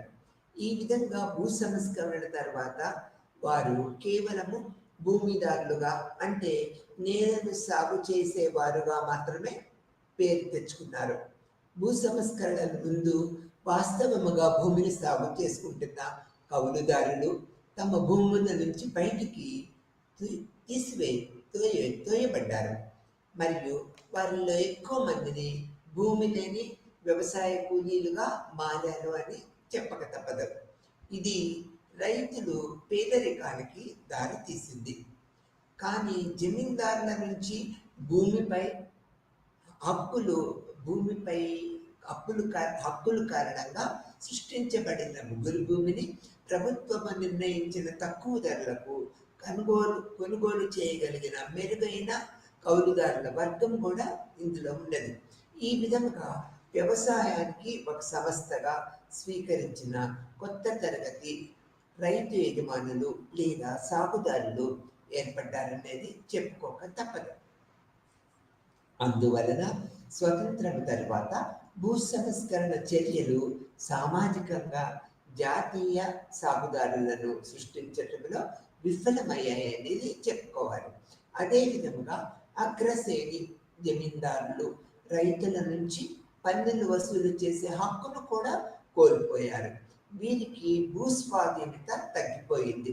వారికి ఆర్థిక, రాజకీయ మరియు సామాజిక ఆధిపత్యం కూడా విచ్ఛిన్నమైనది. అందువలన వారు రైతులపై ప్రయోగించే ఒక రకమైన నియంత్రణను ఇకపై అనుభవించలేరు అనేది స్పష్టమైంది. వారు రైతులపై ప్రయోగించే రకమైన నియంత్రణను ఇకపై అనుభవించలేరు. ఈ పరిస్థితుల్లో వారు అద్దెకు జీవించటము కష్టంగా మారింది. నిజానికి వారిలో కొద్దిమంది మాత్రమే అద్దెదారులుగా జీవిస్తూ ఉన్నారు. మిగిలిన వారు తమ పొలము నిర్వహణ మరియు అభివృద్ధిలో చురుకుగా పాల్గొంటూ ఉన్నారు. వ్యవసాయోత్పత్తి పద్ధతులలో కూడా సమూలంగా మార్పులు తీసుకొచ్చారు. పూర్వపు భూస్వామి మరియు కొంతమంది మాజీ కౌలుదారులు భారతీయ వ్యవసాయంలో పెట్టుబడిదారీ ధోరణికి ఆర్జులుగా మారారు. ఇలాంటి మార్పుల దృష్ట్యా అనేక రకాల సామాజిక తరగతుల్లో మార్పులు కూడా ఏర్పడ్డాయి అని చెప్పుకోవాలి. ప్రభుత్వము ప్రారంభించిన హరిత విప్లవ కార్యక్రమం నుంచి వారు గరిష్ట ప్రయోజనాలను కూడా పొందారు అని చెప్పక తప్పదు. ఈ మార్పులు వ్యవసాయంలో కొంత విద్య మరియు తరచుగా శిక్షణ పొందిన పెద్ద మనుషులు లేదా ప్రగతిశీల రైతులు తరగతి అభివృద్ధికి దారితీసింది అని చెప్పుకోవాలి. ఈ రైతులు అధిక నగదు కలిగి ఉండటం వల్ల వ్యవసాయాన్ని చేపట్టారు. అంటే వారు వాణిజ్య పంటలు, నిపుణుల నివేదికలను చూస్తూ ఉంటారు. ఉత్తమ విత్తనాలు మరియు ఎరువులను ఉపయోగించడం వల్ల ఈ యొక్క ఉత్పత్తి విధానాలు పెరిగినాయి అనేది చెప్పుకోవచ్చు. తర్వాత రైతు యజమానులు. బ్రిటిష్ వారు ఏర్పాటు చేసిన మరో సెటిల్మెంట్ రైత్వారీ సెటిల్మెంట్ అని పిలుస్తూ ఉంటారు. ఇది 19వ శతాబ్దంలో మద్రాస్, బొంబాయి ప్రెసిడెన్సీలలో ప్రవేశపెట్టబడింది. ఈ యొక్క సెటిల్మెంట్ కింద భూమిపై యాజమాన్యము రైతులకే అప్పగించబడింది. వాస్తవ సాగుదారులు ఆదాయ చెల్లింపులకు లోబడి ఉండేవారు. అయితే ఈ సెటిల్మెంట్ శాశ్వత సెటిల్మెంట్ కాదు. మరియు 2030 అంటే 1920-30 సంవత్సరాల తర్వాత కాలానుగుణంగా ఇది సవరించబడిందనే చెప్పుకోవాలి. ఇది రైతు యాజమాన్య వ్యవస్థను ఉనికిలోకి తీసుకురాలేదు. బదులుగా సాగుదారుల రాష్ట్రంతో ప్రత్యక్ష సంబంధాలు వచ్చాయి. ఇది భూస్వామి యొక్క అణచివేత పాత్రను భర్తీ చేసిందని చెప్పుకోవాలి. ఈ విధంగా సెటిల్మెంట్ రైతులు యజమానులు తరగతికి దారితీసింది.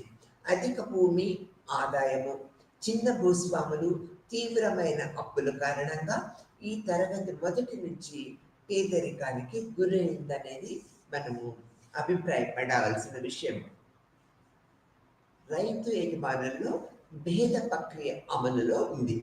ఈ ప్రక్రియలో కొంతమంది సామాజిక, ఆర్థిక సోపాన క్రమంలో పైకి ఎదిగారు. కానీ పెద్ద సంఖ్యలో వారి మునిపటి స్థానము నుంచి పడిపోయారు. వారిలో ఎక్కువ మంది కౌలుదారులుగా మరియు వ్యవసాయ కార్మికులుగా కూడా రూపాంతరం చెందారు. ఇది వాస్తవ సాగుదారుల నుంచి పెద్ద ఎత్తున భూమిని వడ్డీ వ్యాపారులు మరియు ఇతరులకు మాత్రమే కాకుండా ధనిక రైతులుగా మారిన ఒక నిర్దిష్ట వర్గము రైతు యజమానులకు కూడా బదిలీ చేయటాన్ని చూపిస్తూ ఉన్నదనేది మనం ఇక్కడ గమనించాలి.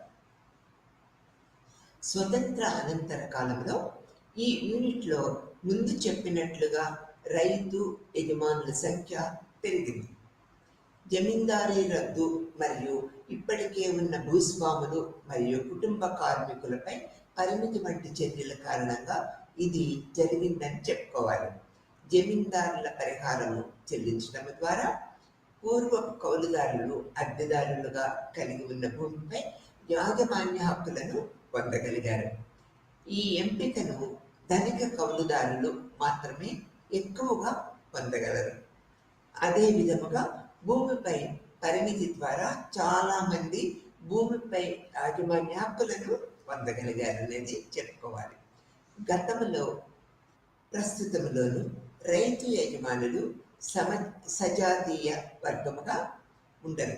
వారిలో స్థూలముగా 3 వర్గాలుగా విభజించవచ్చును. మొదటిది ధనవంతులు, రెండోది మధ్యతరగతి, మూడోది పేద రైతులు. ఈ 3 వర్గాలుగా రైతు యజమానులని మనము వర్గీకరించవచ్చు. ధనిక రైతులు వారు గణనీయమైన భూములు కలిగిన యజమానులు. వారు ఎటువంటి క్షేత్రస్థాయి పని చేయరు, కానీ సాగును పర్యవేక్షిస్తూ ఉంటారు మరియు భూమి నిర్వహణ మరియు అభివృద్ధిపై వ్యక్తిగత ఆసక్తిని నిరంతరము చూపుతూ ఉంటారు. వారు బలమైన పెట్టుబడిదారి రైతు సమూహముగా ఎదుగుతూ ఉన్నారనేది ఈ ధనికుల్ని మనం చెప్పుకోవచ్చు. రెండోది మధ్య తరగతి రైతులు. వీరు మధ్య తరహా కమతాలు భూస్వాములు. వీరు సాధారణంగా స్వయం సమృద్ధి కలిగి ఉంటారు. వారు కుటుంబ శ్రమతో భూమిని సాగు చేస్తూ ఉంటారు. మూడవది పేద రైతులు. కుటుంబ పోషణకు సరిపోని భూములను కలిగిన భూ యజమానులు వీరు ఇతరుల భూమిని కవులుకి తీసుకోవాల్సి వస్తుంది లేదా కార్మికులుగా పనిచేయటం ద్వారా ఆదాయాన్ని పెంచుకోవాల్సి వస్తుంది. వారు వ్యవసాయ జనాభాలో పెద్ద భాగముగా ఉన్నారనేది ఈ పేద రైతులని మనం చెప్పుకోక తప్పదు అన్నమాట. ఈ విధంగా ఈ యొక్క రైతులని 3 విధాలుగా విభజించారు. ఆ తర్వాత భారతీయ వ్యవసాయంలో ముఖ్యంగా పంజాబ్, హర్యానా, పశ్చిమ యూపీ, కర్ణాటక మరియు బీహార్లో గొప్ప మార్పులు తీసుకురావటంలో రైతు యజమానులు కీలక పాత్ర పోషించారు. ఈ మార్పుకి హరిత విప్లవం అంటారు.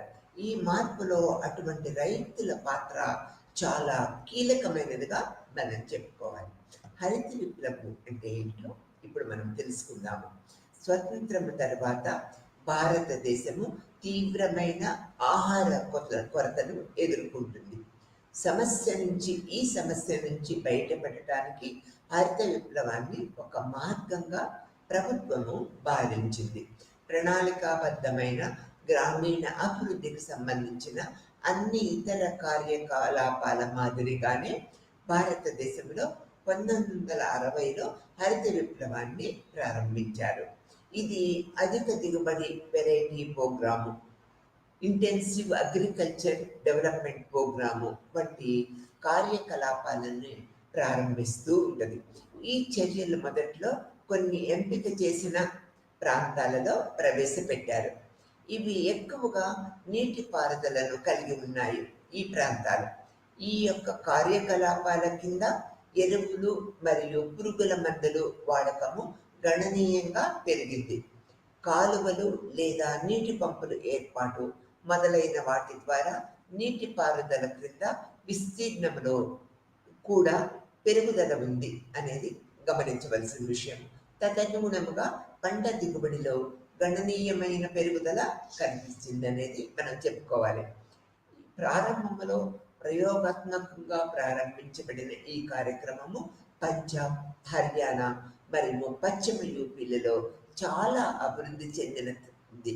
తద్వారా మెరుగైన సాగు పద్ధతులు దేశంలోని ఇతర ప్రాంతాలలో వ్యవసాయ పద్ధతుల యొక్క సాధారణ నమూనాగా కూడా ఇవి మారాయి. ఆధునిక సాగు పద్ధతి అంటే యాంత్రీకరణ వైపు మరింత ధోరణి ఉంది. ట్రాక్టర్లు, టిల్లర్లు, మార్పిడి యంత్రాల వినియోగము పెరుగుతున్నది ఈ ధోరణి వల్ల. దీనివల్ల ఉత్పత్తి కూడా పెరుగుతున్నదని చెప్పుకోవాలి. ఇటువంటి అభివృద్ధి తీవ్రమైన సామాజిక పరిణామాలకు దారితీసింది. వ్యవసాయ నిర్మాణంలో అంతర్లీనంగా ఉన్న సామాజిక, ఆర్థిక అసమానతలు మరింత బలపడ్డాయి. ఇది భూమిని కొద్ది మంది చేతుల్లోనే కేంద్రీకరించడానికి దారితీసింది. పక్క పక్కనే గ్రామీణ పేదరికం పెరిగింది. భూమి లేని మరియు దాదాపు భూమి లేని వ్యవసాయ కార్మికులు గ్రామీణ పేదలకు కేంద్రంగా మారారనేది చెప్పుకోవాలి. భారతదేశంలోని వివిధ ప్రాంతాలలో ఉన్న ప్రస్తుత పెద్ద భూస్వాములు తమ ప్రయోజనాలను కాపాడుకోవడానికి సంస్థలుగా ఏర్పడ్డారు. వీటిలో కొన్ని సంస్థలు ఉదాహరణకు తీసుకున్నట్లయితే ఆల్ ఇండియా కిసాన్ సభ, భారతీయ కిసాన్ యూనియన్, క్షేత్రకారీ సంఘటనలు మొదలైనవిగా చెప్పుకోవాలి.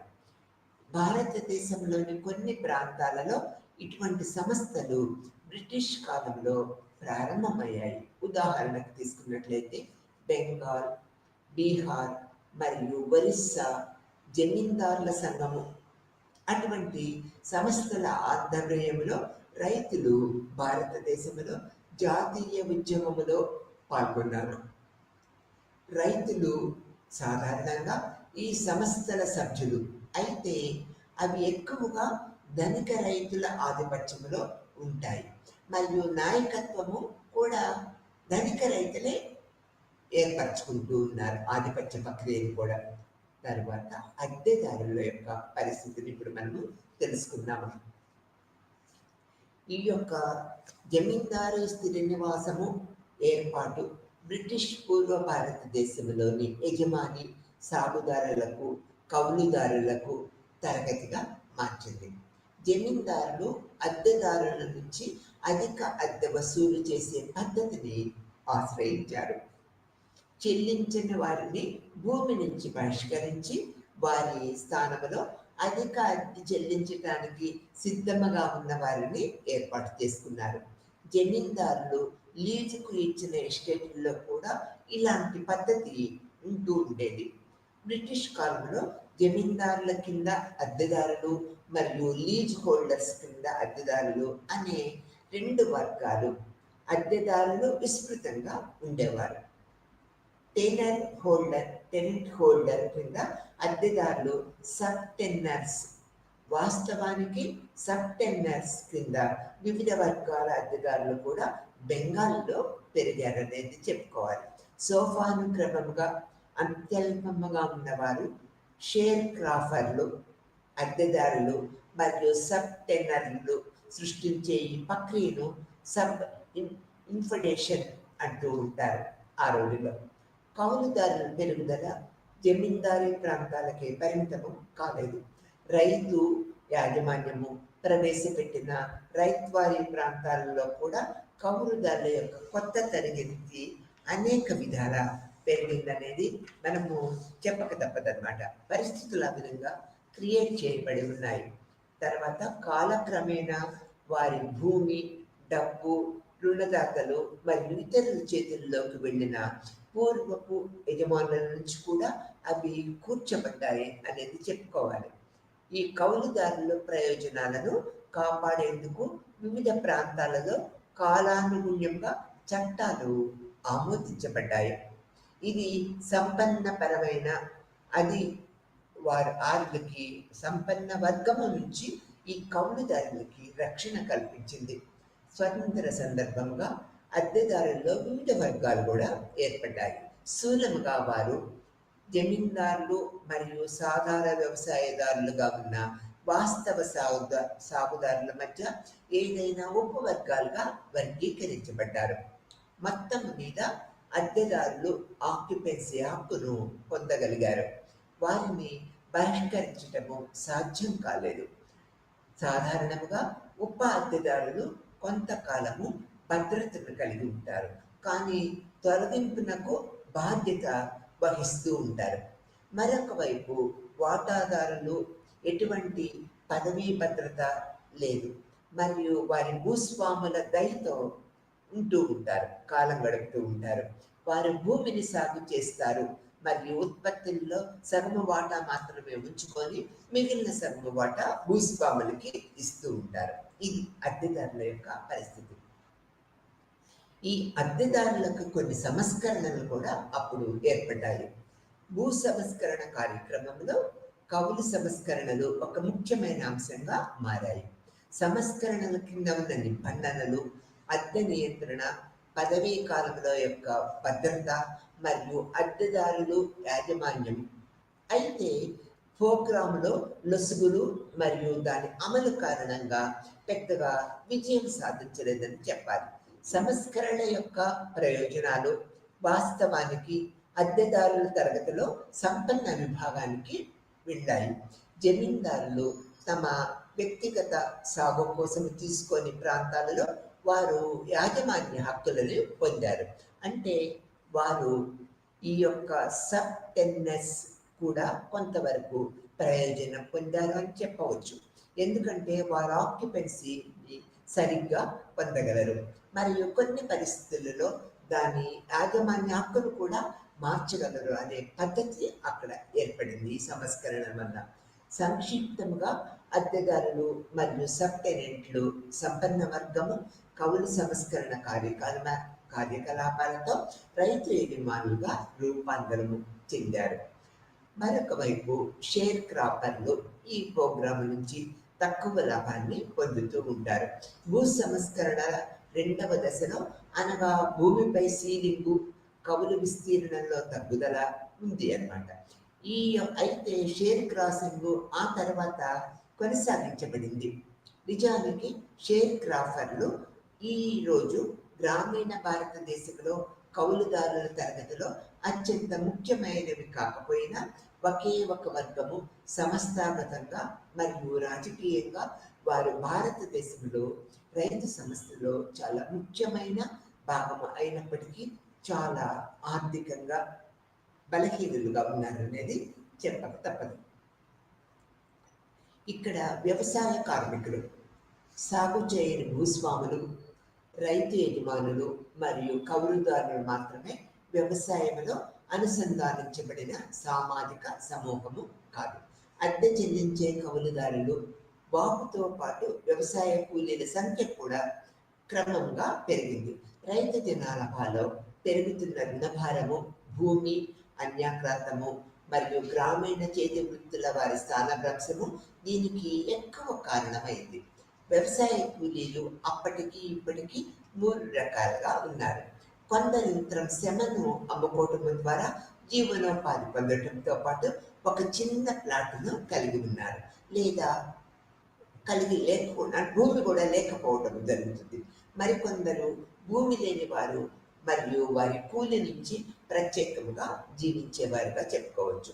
వారి శ్రమకు బదులుగా వ్యవసాయ కూలీలకు చాలా తక్కువ వేతనాలు చెల్లించబడుతూ ఉంటాయి.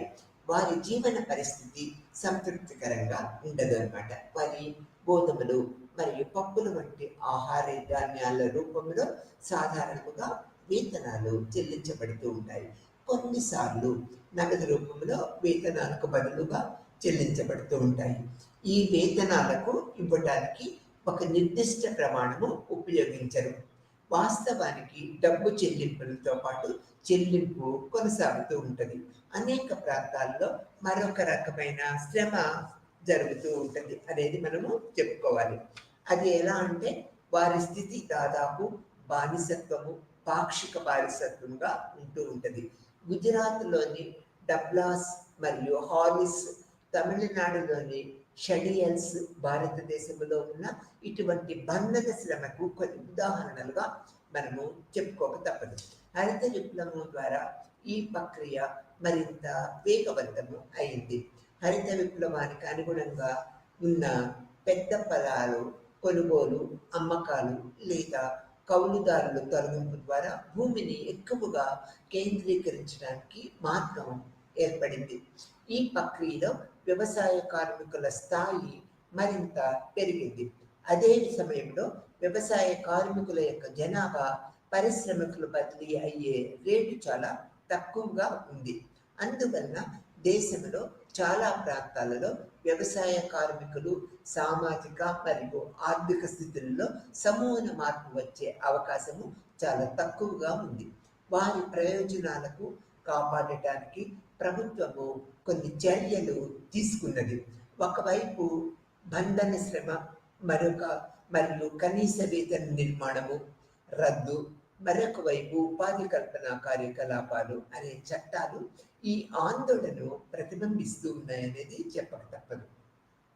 ఆ తర్వాత చేతి వృత్తుల వారు గ్రామీణ ప్రాంతాలలో చేతి వృత్తుల వారు గ్రామ సమాజాలలో అంతర్భాగంగా ఉంటూ ఉంటారు.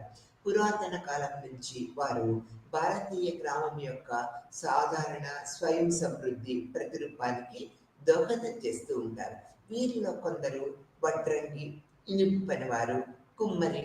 అన్ని గ్రామాలలో ఈ చేతి వృత్తుల వారి కుటుంబాలు లేవు. కానీ యాజమాన్య వ్యవస్థలో కొన్నిసార్లు ఈ వృత్తిపరమైన కులాలు కుటుంబాలు ఒకటి కంటే ఎక్కువ గ్రామాలకు సేవలు అందిస్తూ ఉండేవి.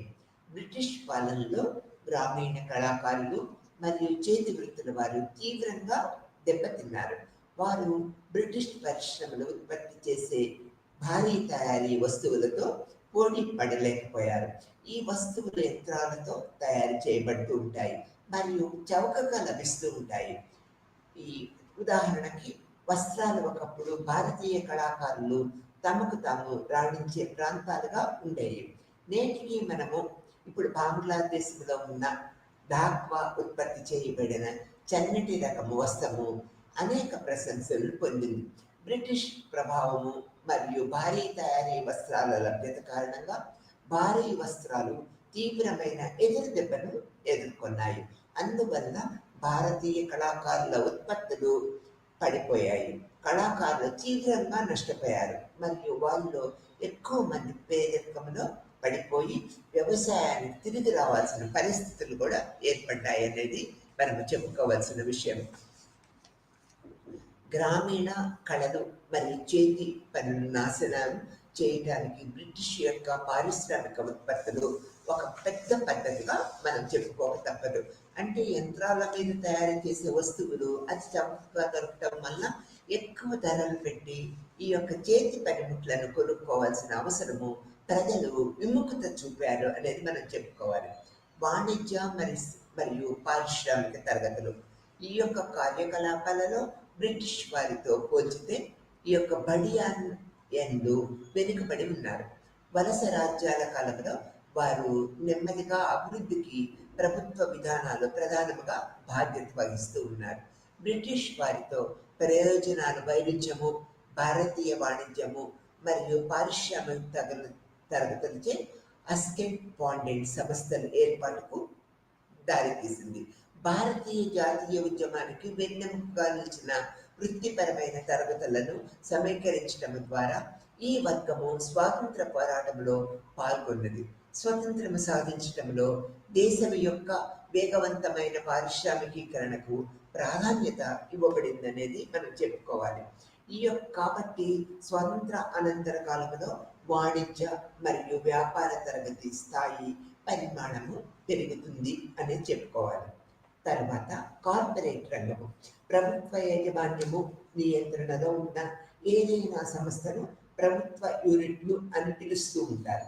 మరియు ప్రభుత్వ రంగానికి చెందని ఏదైనా సంస్థను ప్రైవేట్ రంగంలో భాగంగా తీసుకోవచ్చు.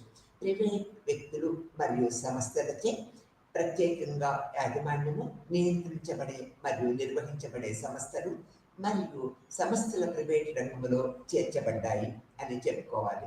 ఈ యొక్క సంస్థలను భాగస్వామ్య సంస్థలు, ఉమ్మడి హిందూ కుటుంబము, జాయింట్ స్టాక్ కంపెనీలు, 4 సహకార సంఘాలుగా మనము డివిజన్ చేశాము అనేది చెప్పుకుంటున్నాము.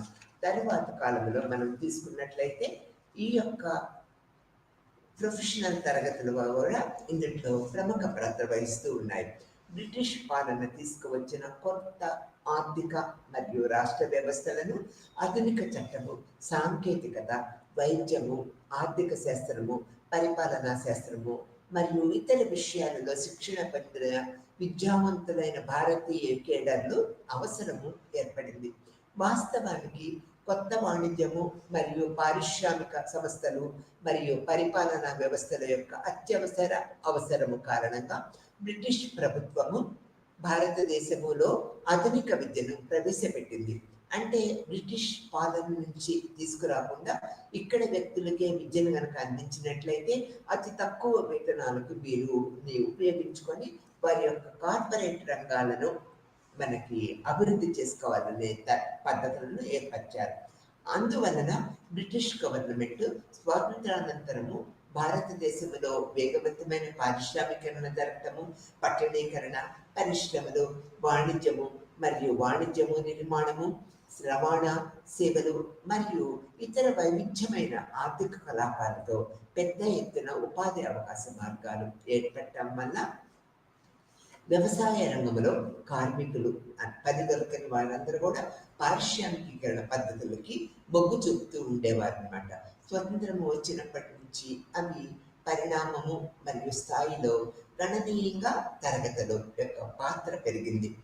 ఈ తరగతి సజాతీయ వర్గాన్ని కలిగి ఉండదు. వాస్తవానికి ఇది మాన్యువల్ పనిలో నిమగ్నమైన వారి కంటే చాలా అనుకూలమైన జీతము మరియు పని పరిస్థితిని అనుభవిస్తుంది అనేది మనము ఈ ప్రొఫెషనల్స్ తరగతుల యొక్క పద్ధతుల మీద మనము తెలుసుకోవచ్చిన పద్ధతి. తర్వాత చిరు వ్యాపారులు, దుకాణాలు మరియు అసంఘటిత కార్మికులు ఏ విధంగా ఉన్నారో మనము ఇప్పుడు తెలుసుకుందాము. ఇక్కడ మనము ఇవి తరగతుల మాదిరిగానే ఈ తరగతి కూడా స్వతంత్రానంతరము భారతదేశంలో విస్తృత స్థాయిలో పెరిగింది అని చెప్పుకోవచ్చు. ఈ యొక్క 1991 నుంచి ఆర్థిక సరళీకరణ నేపథ్యంలో అసంఘటిత రంగంలో కార్మికుల సంబంధాలను మరింత దోపిడీకి గురి చేసే కార్మిక మార్కెట్పై నియంత్రణ సడలింపు వైపు ఇప్పుడు ఒక ధోరణి ఉన్నది. ఆర్థిక సరళీకరణ వ్యవస్థీకృత కార్మికులను ప్రత్యక్షంగా ప్రభావితం చేస్తున్నప్పటికీ అసంఘటిత కార్మికులపై గణనీయమైన ప్రభావం ఉండవచ్చు. ఉదాహరణకు మనం తీసుకున్నట్లయితే సంఘటిత రంగంలో పెరుగుతున్న నిరుద్యోగము, అసంఘటిత రంగంలో కార్మికుల వేతనాలు మరియు పని దినాలను తగ్గిస్తూ ఉంటుంది. ప్రైవేట్ కార్పొరేట్ రంగము మరియు బహుళ జాతీయ సంస్థల ప్రవేశం కారణంగా అసంఘటిత కార్మికులకు నిమగ్నము చేసే అనేక చిల్లర వ్యాపార మరియు వ్యాపార కార్యకలాపాలు కూడా ప్రభావితమవుతూ ఉన్నాయి. ఇటీవల అధ్యయనంలో ఆర్థిక సరళీకరణ ప్రభావము చిరు వ్యాపారులు, చేతి వృత్తిదారులు, మత్స్యకారులు మొదలైన వారికి వినాశనమైందని మనకి నిరూపిస్తుంది. తద్వారా నిరక్షరాస్యతతో పాటు సంస్థాగత బలము లేకపోవడంతో అసంఘటిత రంగంలో పని వాతావరణము మరియు శ్రామిక సంబంధాలు మరింత దిగజారవచ్చనేది కూడా మనము గమనించవలసిన విషయం. తర్వాత పని తరగతులు. ఇక్కడ పని తరగతులకు వచ్చినట్లయితే కార్మిక వర్గము యొక్క మూలాన్ని బ్రిటిష్ పాలనలో గుర్తించాలి. ఈ జీవన మరియు శ్రమ పరిస్థితులు భారతదేశంలో కార్మిక సంఘాలు ఆవిర్భావానికి మరియు కార్మిక వర్గ ఉద్యమ పెరుగుదలకు దారితీస్తూ ఉంటాయి. ఈ యొక్క కార్మిక సంఘాలు కాలానుగుణ్యంగా చేపట్టిన సమ్మెలు మరియు ఇతర కార్యకలాపాలలో కార్మికులు పాల్గొనడం ద్వారా ఇది స్పష్టంగా మనకి కనిపిస్తూ ఉన్నది. స్వాతంత్రానంతరము భారతదేశంలో కార్మిక వర్గం పరిణామాలలో పెరిగింది. వారు పరిశ్రమలలో వివిధ భాగాలకు మరియు వివిధ రంగాలకు కూడా చెల్లాచెదురుగా ఉన్నారు. అందువలన సామాజిక వర్గము చాలా వైవిధ్యభరితముగా మారింది. ఇది విభిన్న సామాజిక మరియు చారిత్రాత్మక నేపథ్యం కలిగి వివిధ రకాల పరిశ్రమల్లో పనిచేసే కార్మికులు కలిగి ఉన్నది. కార్మిక వర్గంలోని ఈ వైవిధ్యము వివిధ రంగాల మధ్య సంక్లిష్టమైన సమితికి దారితీసింది అనేది మనం చెప్పక తప్పదు. ప్రస్తుత పారిశ్రామిక పునర్నిర్మాణ కార్మిక సంఘాలపై ప్రతికూల ప్రభావము చూపుతుంది. కొత్త నిర్వహణ ఊహ్యాలు కార్మికులలో ఉద్యోగ అభద్రతా వాతావరణాన్ని సృష్టిస్తూ ఉన్నాయి మరియు ట్రేడ్ యూనియన్ కార్యకలాపాలు తీవ్రంగా తగ్గించాయి. భారత ఆర్థిక వ్యవస్థ యొక్క సరళీకరణ పరిణామాలు, అలాగే అనారోగ్య యూనిట్ల మూసివేత మరియు పని మరియు సంస్థ యొక్క మారుతున్న నమూనా కారణంగా ట్రేడ్ యూనియన్ ప్రభావము సాధ్యమైనంత తక్కువ స్థాయికి పడిపోయిందనేది మనము చెప్పుకుంటూ ఉండాలి. దీనివల్ల కార్మికులు అనేక రకాలైన పద్ధతులలో విభజించబడుతూ ఉన్నారు, తరగతులుగా విభజించబడుతూ ఉన్నారు. ఈ విధంగా ఆధునిక భారతదేశంలో సామాజిక నిర్మాణంలో సామాజిక తరగతులు ఒక ముఖ్యమైన భాగం. సామాజిక తరగతులు ఎల్లప్పుడూ అన్ని యుగాలలో కూడా ఉంటూ ఉంటాయి. అయితే ఈరోజు మనము భారతదేశంలో చూస్తున్న సామాజిక తరగతులు బ్రిటిష్ పాలనలో మూలాలను కలిగి ఉన్నాయనేది మర్చిపోకూడదన్నమాట. ఇందువల్ల మొదటగా భారతదేశంలో తరగతి నిర్మాణంపై బ్రిటిష్ యొక్క పాలనా ప్రభావాన్ని మనము ఎన్నో రూపాలలో తెలుసుకున్నాము. ఆర్థిక వ్యవస్థ సృష్టి, కొత్త ఆదాయ వ్యవస్థ మరియు స్వతంత్రం తర్వాత ప్రవేశపెట్టిన వ్యవసాయ సంస్కరణలు, రుణ సంస్కరణల ప్రభావము యొక్క పెరుగుతున్న వాణిజ్యీకరణ మనము అనేక కోణాల్లో చూస్తూ ఉన్నాము. అభివృద్ధి భారతదేశంలో కొత్త తరగతుల వివిధ ప్రాంతాలలో మరియు సమాజాలలో సామాజిక తరగతుల అసమానతల పెరుగుదల కూడా మనము చూసామన్నమాట. తర్వాత భారతదేశంలోని గ్రామీణ తరగతుల అధ్యయనం కూడా తెలుసుకున్నాము. వాటిని విస్తృతంగా 5 విభాగాలుగా వర్గీకరించాము. భూస్వాములు, రైతు యజమానులు, అద్దెదారులు, వ్యవసాయ కార్మికులు మరియు చేతి వృత్తుల వారు. ప్రతిదానికి ఆవిర్భావము మరియు స్వభావాన్ని బట్టి అధ్యయనము ఏ విధంగా జరిగిందో కూడా మనం గమనించాము. స్వతంత్రం తర్వాత వాటి కూర్పులో ప్రధాన మార్పులు ఎత్తి చూపబడ్డాయి. ఆ విధంగా పట్టణ తరగతులకు 5 వర్గాలుగా విభజించారు. వాటిలో వాణిజ్యము, పారిశ్రామిక తరగతులు, కార్పొరేట్ రంగము, వృత్తిపైన తరగతులు, చిన్న వ్యాపారులు, దుకాణదారులు మరియు అసంఘటిత కార్మికులు మరియు కార్మిక వర్గాలు అన్ని వర్గాలుగా ఏర్పడ్డాయి. స్వతంత్ర అనంతర కాలంలో వారి ఆవిర్భావము, స్వభావము మరియు మారుతున్న పరిస్థితుల దృష్ట్యా ఉంచుకొని కూడా వారిని మనము అనేక కోణాలలో ఈ యొక్క లెసన్ ద్వారా మనము అనేక ప్రక్రియ పద్ధతుల్ని తెలుసుకున్నాము. ఈ యొక్క యూనిట్లో క్లాస్ తరగతి, సామాజిక తరగతి అని చెప్పుకున్నాము. బ్రిటిష్ పాలన ముందు రాజులు, జమీందారులు ప్రముఖ పాత్ర వహించారు. బ్రిటిష్ పాలన బిగిన్ అయిన తర్వాత భూస్వామ హక్కులన్నీ కూడా బ్రిటిష్ గవర్నమెంట్ తీసుకొని జమీందారులకు, భూస్వాములకు భూమిని కేటాయించడం వల్ల వారికి పన్నులు అధికంగా రాగలుగుతాయనే నమ్మకాన్ని ఏర్పరచుకున్నారు.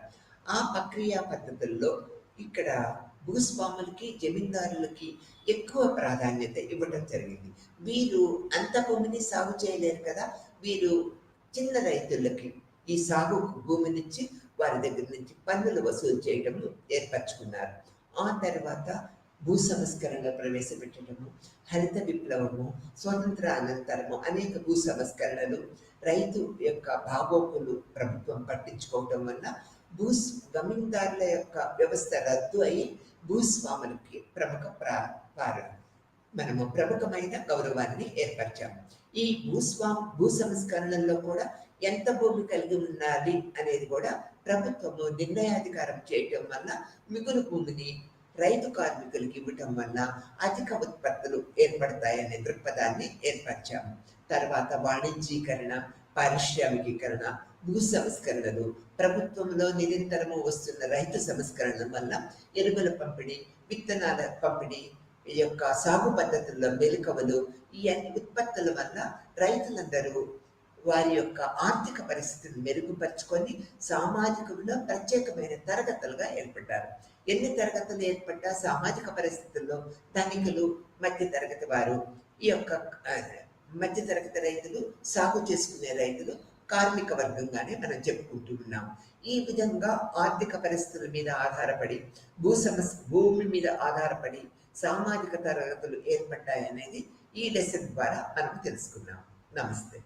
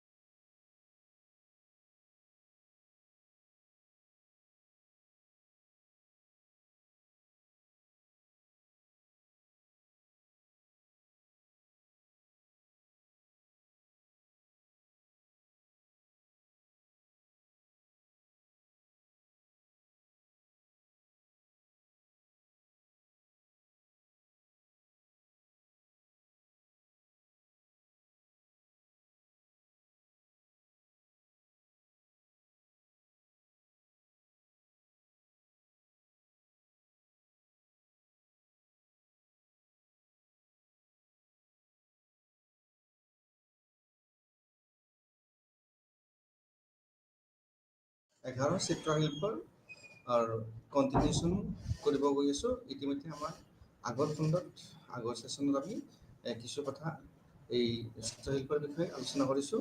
আজি বাকী থকা অংশখিনিৰ বিষয়ে আমি আলোচনা কৰিম। আলোচনা কৰিবলৈ যাওঁতে আমি ইয়াৰ উদ্দেশ্য এই পাঠ্য পঢ়োৱাৰ আৰু তাৰ পৰা আমি কি লাভ কৰিম সেই সম্বন্ধে অলপ জানি ল'ব লাগিব।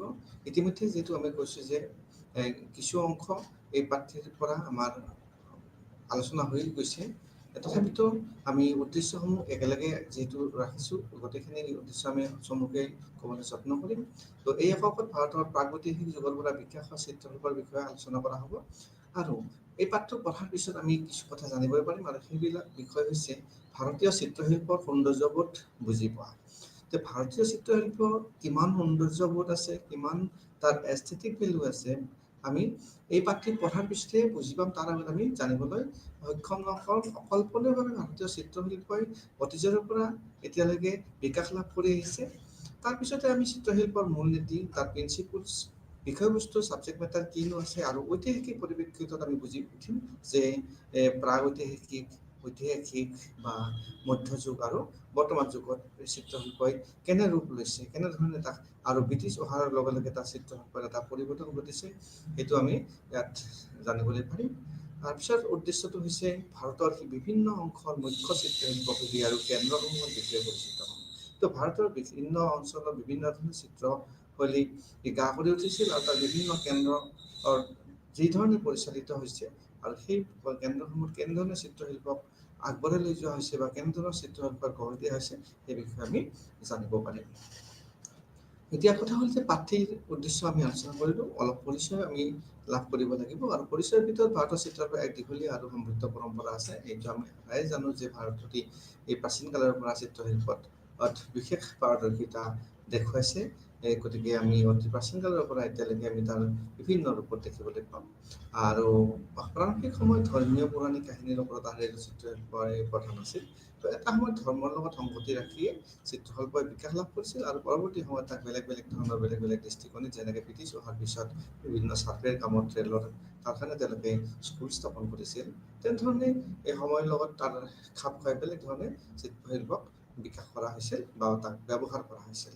পিছৰ সময়ত ৰাজদৰবাৰী জীৱন চিত্ৰণত প্ৰধানতা লাভ কৰিছিল। তাৰপিছত ধৰ্মীয় পিছত ৰজাৰ দৰবাৰত বিভিন্ন ধৰণৰ সৰু বৰ চিত্ৰ অংকন কৰা হৈছিল, আৰু সেইবোৰ দৰবাৰত স্থান লাভ কৰিছিল। তাৰপিছত ৱালত সামূহিক চিত্ৰ অংকন কৰা হৈছিল, ৱালবিলাকত, দেৱালবিলাকত। সেই বিষয়ে আমি জানিবলৈ পাৰিম। তাৰপিছত আমি দেখিছোঁ পুস্তকৰ পৃষ্ঠাত চিত্ৰাংকনৰ প্ৰচলন পৰৱৰ্তী যুগত আছে, আৰু কিতাপবিলাকত যিবিলাক চিত্ৰাংকন কৰা হয়, সেইটো তাতে হ'ব অন্যান্য জেগাতো।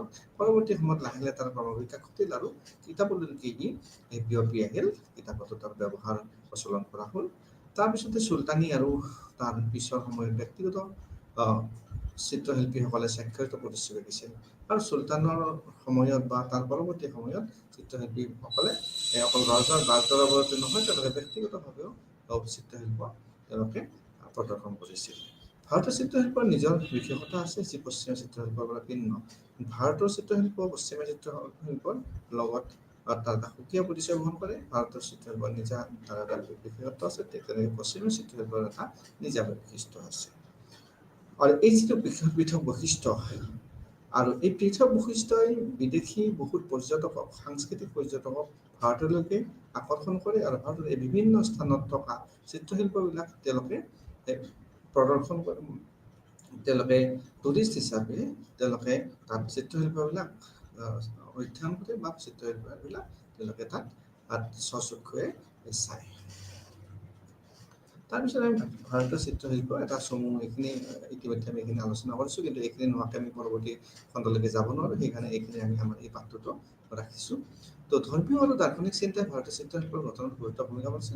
দৰ্শন আৰু ধৰ্ম দুটা লগ লগাই পেলাই ভাৰত চিত্ৰশিল্প এটা বিশেষ ধৰণে ভূমিকা ল'বলৈ সক্ষম হৈছে। তাৰ ভিতৰত ব্ৰাহ্মণবাদ, বৌদ্ধ ধৰ্ম, জৈন ধৰ্ম, এইবিলাকে শিল্পক বিভিন্ন ধৰণে প্ৰভাৱিত, যেনেকৈ ব্ৰাহ্মণসকলে বিভিন্ন দেৱ দেৱতাক পূজা কৰিছিল, বৌদ্ধ বুদ্ধৰ জীৱনলৈ, জৈন ধৰ্মক লৈ পেলাই বিভিন্ন ধৰণে চিত্ৰশিল্প এটা বিশেষ ভূমিকা লাভ কৰিছিল। আৰু বহু ধৰ্মত প্ৰাথমিকভাৱে এনিজিম, যাদু আৰু বহু দেৱতাৰ বিশ্বাসৰ সময়ত পাৰ কৰি একেশ্বৰবাদ আৰু বিশ্বেশ্বৰবাদত ত্যাগ কৰিছে। আৰু য'ত এনিমিজিম, যাদু বা বহুত দেৱতা বিশ্বাস, মেনি গডছ এণ্ড গডেছক হেট কৰা, আৰু একেশ্বৰবাদ এটাই য'ত ভগৱান বুলি বিশ্বাস কৰা হয়, আৰু বিশ্বেশ্বৰবাদ বিষয়লৈকে তাক আগবঢ়াই লৈ যোৱা হৈছে। ভাৰতীয় চিত্ৰশিল্পত ধাৰ্মিক মিথ আৰু দন্তকথা যেনে কৃষ্ণ আৰু গোপিনীসকলৰ কাহিনী বিষয়বস্তু হিচাপে প্ৰচলিত হৈছে। ভাৰতীয় চিত্ৰশিল্পত এইবিলাক দেখিবলৈ যে কৃষ্ণৰ লীলাৰ ওপৰত বিভিন্ন গোপিনীসকলৰ লগত বা গৰু চৰাই থকা বিভিন্ন কাহিনীৰ লগত ৰচিত ৰাখি বিভিন্ন ধৰণৰ চিত্ৰশিল্প অংকিত কৰা হৈছিল বা চিত্ৰশিল্পৰ উন্নতি কৰা হৈছিল। সেই সময়ত সেই কাহিনীক লৈ বা ঘটনা লৈ চিত্ৰশিল্পীসকলে চিত্ৰ বনাইছিল, আৰু সেইটোৱে এটা বিষয়বস্তু হিচাপে প্ৰচলিত হৈছিল। অতি প্ৰাকৃতিক বিষয়বস্তু যেনে শিৱদেৱৰ বহু বিধাত প্ৰজীৱিত কৰাৰ প্ৰতি শিল্পী, ৰজা আৰু জনসাধাৰণৰ স্ফূৰ্তি দেখা যায়। তো ৰজা জনসাধাৰণ বা শিৱৰ বিভিন্ন ভংগীমাত বিভিন্ন ৰূপত শিৱৰ চিত্ৰ অংকিত কৰা হৈছিল। তো ৰসতত্ত্ব, য'ত আমাৰ ৰসৰ লগত আমাৰ এটা ইমোশ্যন জড়িত হৈ আছে, আৱেগ জড়িত হৈ আছে। ভাৰতীয় শিল্পত ৰসতত্ত্ব, ৰাস বা সৌন্দৰ্য স্বাদ অতি গুৰুত্বপূৰ্ণ, যে ভাৰতৰ যিবিলাক চিত্ৰশিল্প আছে তাৰ লগত পেইণ্টিংছ আছে, তাৰ লগত এটা সৌন্দৰ্য, তাৰ এটা সৌন্দৰ্য উপভোগ কৰিব পৰা যায়, এটা আমোদ পোৱা যায়, বিভিন্ন ধৰণে তাক প্ৰদৰ্শন কৰা হৈছে। ভৰতমুনি এজন বিশেষ এক ব্যক্তি যিয়ে প্ৰথম ৰসতত্ত্ব উদ্ভাৱন কৰিছিল, আৰু অভিনৱ গুপ্তাই তাৰ পৰৱৰ্তী সময়ত তাৰ উন্নতি বিকাশ কৰিবলৈ সক্ষম হৈছিল। তো ভাৰতৰ মতে মূল অনুভৱসমূহ ভৰতৰ মতে, ঋষিৰ মতে, মুনিৰ মতে তেওঁ এটা মত ব্যক্ত কৰিছিল, আৰু সেইমতে আনন্দ আমাৰ যিটো আমি ফূৰ্তি কৰোঁ, আমি হাঁহি, আমাৰ আনন্দ লাগিলে আমি হাঁহোঁ, আমাৰ দুখ লাগিলে আমাৰ বিষাদ, আমাৰ দুখ, আমাৰ খং উঠিলে মানে যিটো ক্ৰোধ বা শিৱ যিটো ক্ৰোধৰ প্ৰতিচ্ছবি, বা বীৰত্ব যিটো আমি বীৰ লাচিতৰ ক্ষেত্ৰত আমি দেখিবলৈ পাওঁ যে বীৰত্ব প্ৰদৰ্শন কৰিছে, হয় যিটো আমাৰ থিয়াৰ থাকে, বিমুখতা আমি যিটো বিফল হওঁ, আৰু আচৰিততা য'ত আমি এটা আচৰিত কিবা এটা আমি অদ্ভুততা আমি দেখিবলৈ পাওঁ। তো এই সকলোবিলাক ভৰতমুনিয়ে অনুভৱ কৰিছিল। মূল অনুভৱসমূহ তেওঁৰ অনুভৱ আছিল যে এটা ছবিৰ যোগেদি তেওঁ আনন্দ লাভ কৰিলে, আনন্দ প্ৰকাশ, হাঁহিৰ প্ৰকাশ, দুখত থাকিলে মানে বেদনাত থাকিলে বেদনাৰ প্ৰকাশ, ক্ৰোধান্বিত হ'লে খঙৰ প্ৰকাশ, বীৰত্বৰ এটা জয়ৰ যিটো এটা প্ৰতিচ্ছবি সেইটো তাত ফুটি উঠে, ফিয়াৰ হ'লে ভয় আমাৰ মাজত পৰা প্ৰকাশ পায়, ছবিৰ মাজেৰে প্ৰকাশ পায়, বিফলতাৰ তাৰ মাজেৰে প্ৰকাশ পায়।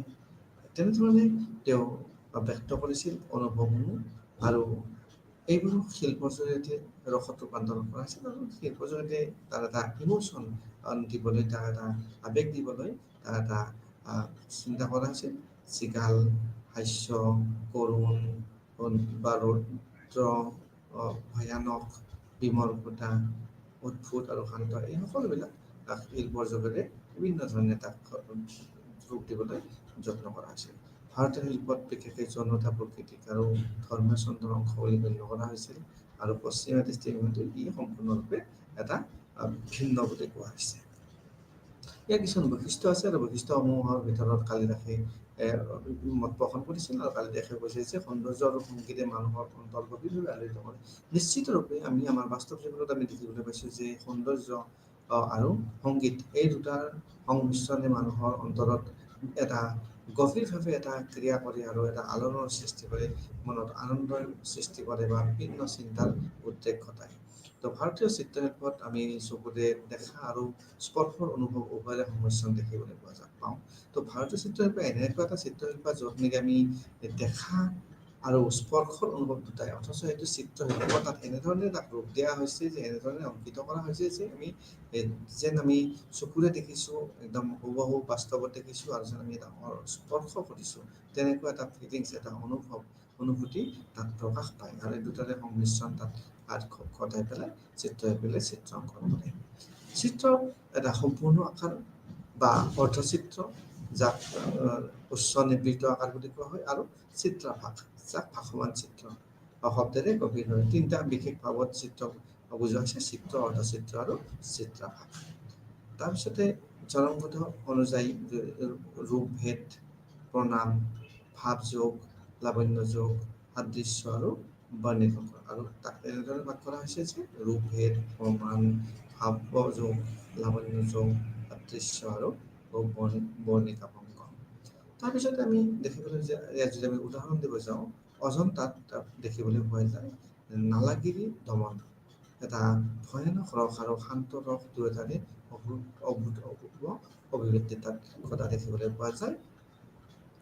আৰু তাত ঋতুবোৰ আৰু প্ৰাকৃতিক ভাৱনাৰ সূচনাৰে চিত্ৰশিল্পত গভীৰ অৰ্থৰ সৃষ্টি কৰা হয় আৰু সৃষ্টি তাত দেখিবলৈ পোৱা যায়। এতিয়া আমি স্থানিক বিস্তাৰ, স্পেচিয়েল ডিষ্ট্ৰিবিউশ্যনৰ আমি বিভিন্ন জেগা, বিভিন্ন অঞ্চলত এনেধৰণে চিত্ৰশিল্পই প্ৰসাৰ লাভ কৰিছিল সেই বিষয়ে আমি জানিবলৈ পাৰিম। প্ৰাচীন ভাৰতত চিত্ৰশিল্প অতি উন্নত আছিল আৰু নিশ্চিতভাৱে আমি অজন্তা শিল্পত বা অন্যান্য গুহা বা বিভিন্ন জেগাত আমি চিত্ৰশিল্পবিলাকৰ পৰাই প্ৰমাণ পাওঁ যে প্ৰাচীন ভাৰতৰ চিত্ৰশিল্প অতি উন্নত মানদণ্ডৰ আছিল। এতিয়াও আমি সেইবিলাক দেখিবলৈ পাওঁ। ৰাজপ্ৰসাদ আৰু ধনৱান ব্যক্তিৰ ঘৰবোৰত মনোৰম স্মৃতি চিত্ৰ আৰু সৰু চিত্ৰ আছে।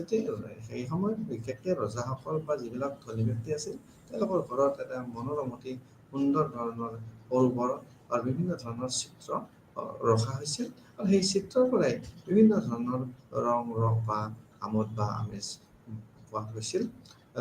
শিক্ষা লাভ কৰা বহুত পুৰুষ আৰু মহিলাই কি কৰিছিল, তেওঁলোকে দক্ষভাৱে তুলিকা ব্যৱহাৰ কৰিব পাৰিছিল আৰু যিবিলাকে শিক্ষাৰে শিক্ষিত হৈছিল তেওঁলোকৰ যিটো স্কিল, তেওঁলোকে দক্ষতা দেখুৱাই তুলিকা ব্যৱহাৰ কৰিব পাৰিছিল আৰু বিভিন্ন ধৰণৰ চিত্ৰ অংকন কৰিব পাৰিছিল।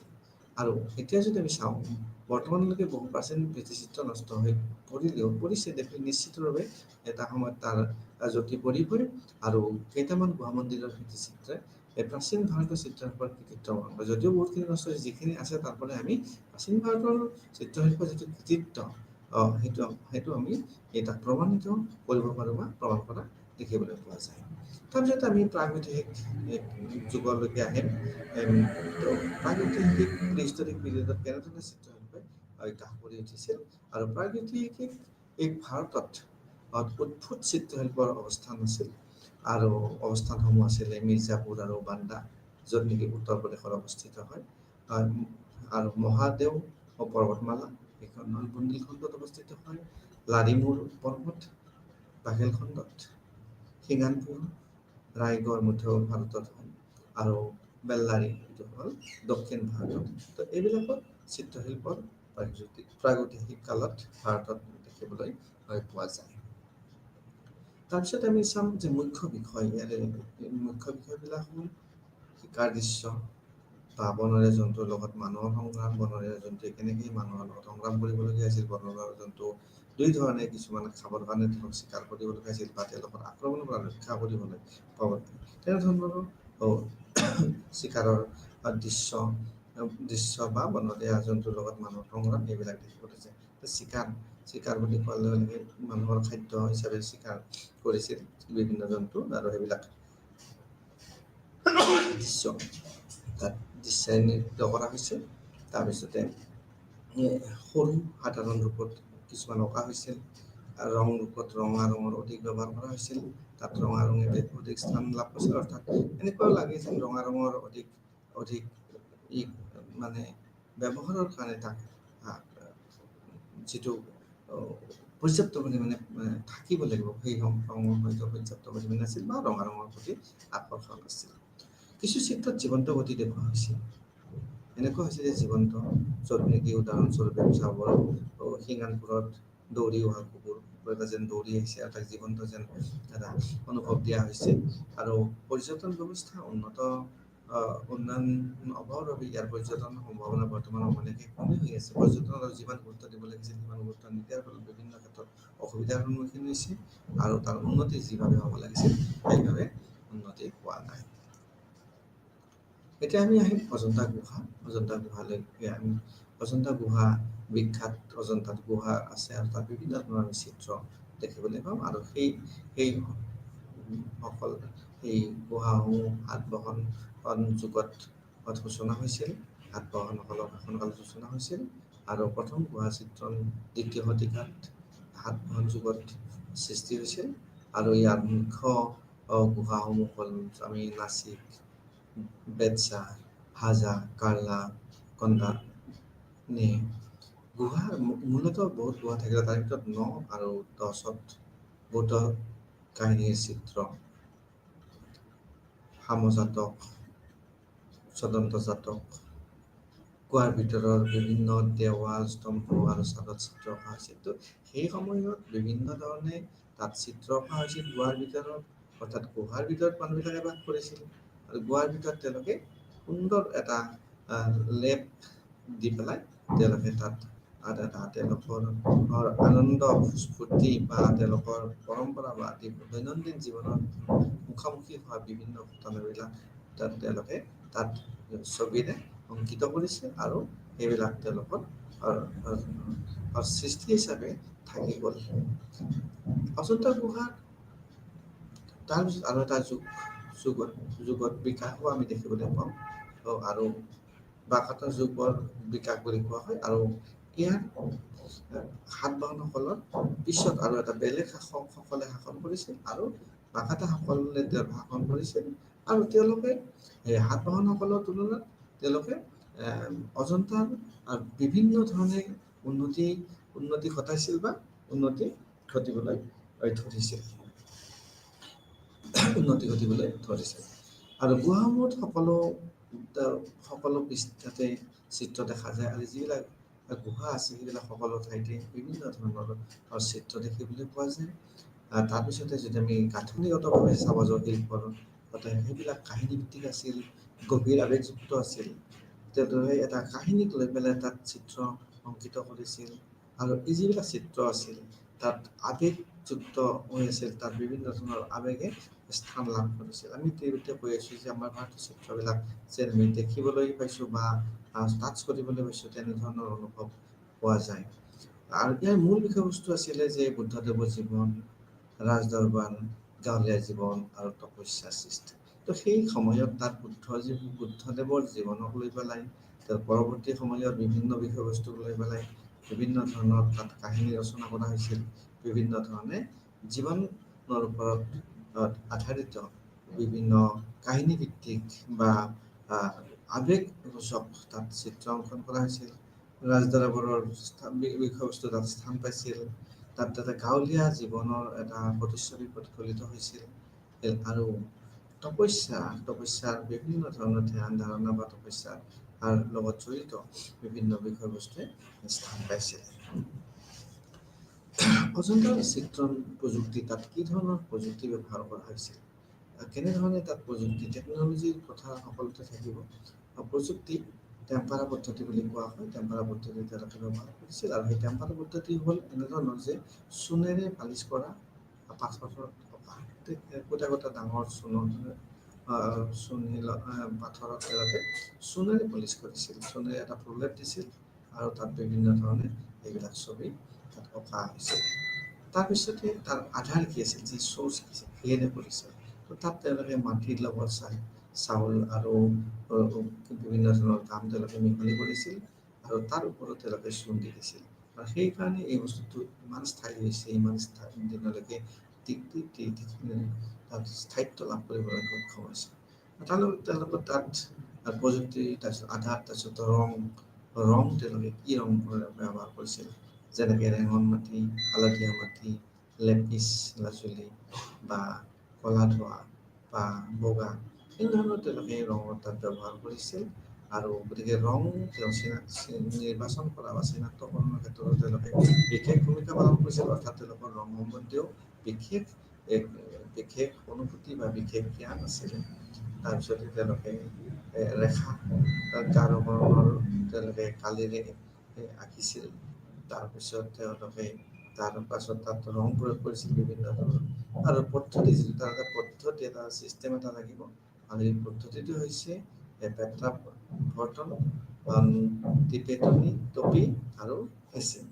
অৰ্থাৎ অজন্তা চিত্ৰত বিভিন্ন ধৰণৰ প্ৰযুক্তি তাত ব্যৱহাৰ কৰা হৈছিল আৰু এই প্ৰযুক্তিয়ে এটা উন্নতিৰ শিখৰলৈ লৈ যাবলৈ সক্ষম হৈছিল। আৰু প্ৰযুক্তিগতভাৱে সেই সময়ৰ লোকসকল বসবাস কৰা লোকসকলেও এই ক্ষেত্ৰত বিশেষ পাৰদৰ্শিতা দেখিবলৈ সক্ষম হৈছিল।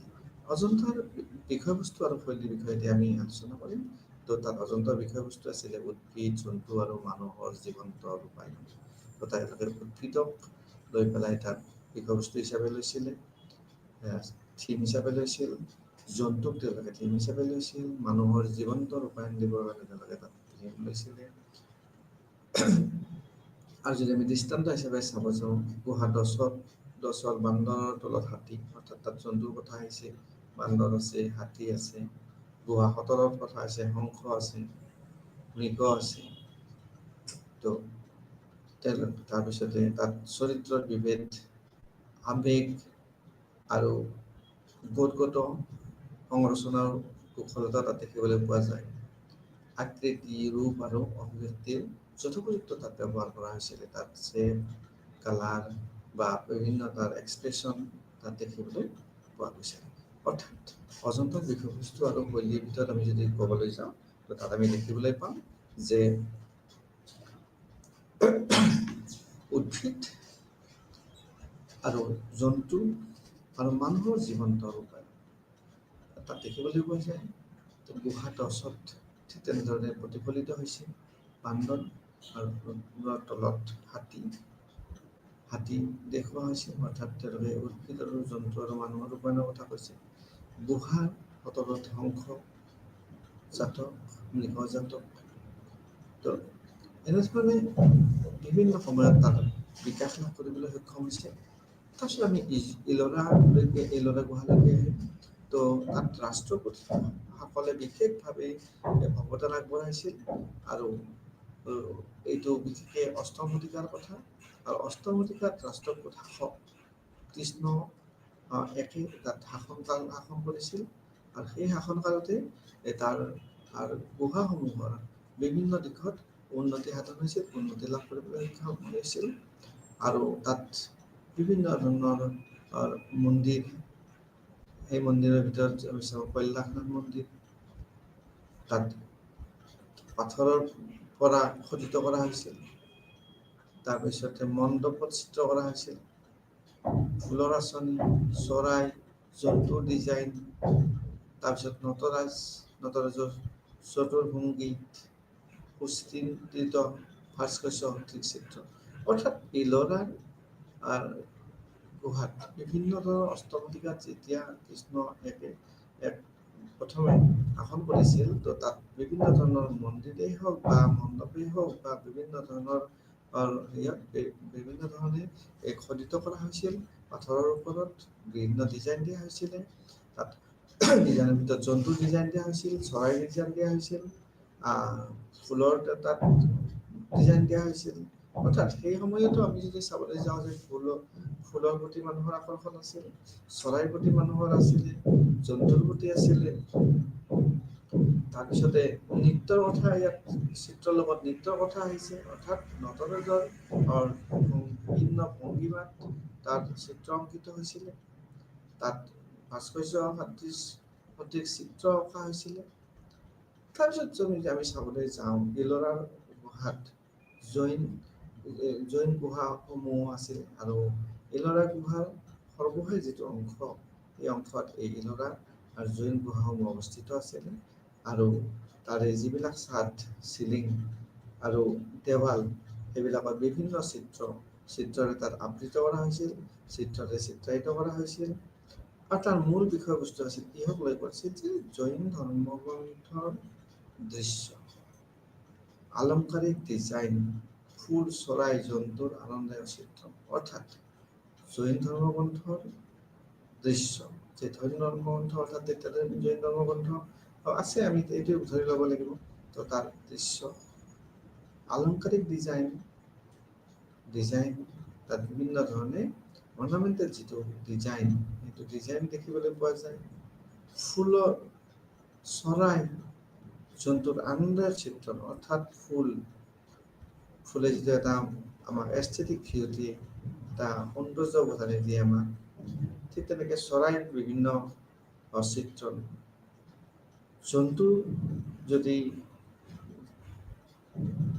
এটা আনন্দদায়ক পৰিৱেশত থাকে জন্তুবিলাকে তেওঁলোকৰ মাজতো আনন্দ সৃষ্টি কৰে তো সেইবিলাক চিত্ৰ শিলৰা গুহা জৈন গুহাসমূহৰ ভিতৰত দেখিবলৈ পোৱা যায় তাৰপিছতে আৰু এটা গুহা আহিব এটা বাঘ গুহা আৰু এইটো হ'ব গুপ্ত যুগৰ চিত্ৰশিল্প গুপ্ত যুগৰ চিত্ৰশিল্প গুপ্তসকলে ইয়াৰ পৃষ্ঠপোষক আছিল গুপ্ত সকল চিত্ৰৰ প্ৰতি বিশেষভাৱে তেওঁলোকে আকৰ্ষিত হৈছিল তেওঁলোকে চিত্ৰক প্ৰাধান্য দিছিল আৰু সেই সময়ত তেওঁলোকৰ চিত্ৰই স্বীকৃতি লাভ কৰিছিল গুপ্ত সাম্ৰাজ্যৰ সময়ত গঠিত হৈছিল আৰু এইটো হ'ল গোৱালিয়ৰৰ কাষত এই অঞ্চলটো তাত বিন্ধ্য পৰ্বতৰ গাত নদী বাঘৰ কাষত অৱস্থিত আৰু ইয়াৰ 4 আৰু 5 নম্বৰ গুহাত সৰ্বাধিক সংৰক্ষিত চিত্ৰ দেখিবলৈ পোৱা যায় অৰ্থাৎ 4 নম্বৰ আৰু 5 নম্বৰ গুহাত সৰ্বাধিক চিত্ৰ সংৰক্ষিত কৰা দেখিবলৈ পোৱা যায় তো ইয়াৰ বিষয়বস্তু আছিল ৰাজকীয় শোভাযাত্ৰা ৰাজকন্যাৰ বিখ্যাত দেৱতা ৰাজপুত্ৰৰ বাৰ্তালাপ অৰ্থাৎ ইয়াৰ থিমবিলাক এনেধৰণৰ আছিল যে ৰাজকীয় শোভাযাত্ৰা ৰজাৰ কিবা যদি শোভাযাত্ৰা উলিওৱা হৈছিল শোভাযাত্ৰা বুলি কোৱাৰ লগে লগে তাত আনন্দৰ কথা আছে জয়ৰ কথা আছে ক'ৰবাত যদি কিবা ফূৰ্তি কৰিবলগীয়া হয় জয় চেলিব্ৰেট কৰিবলগীয়া হয় বিজয় তাক শোভাযাত্ৰাৰে দেখুওৱা হৈছে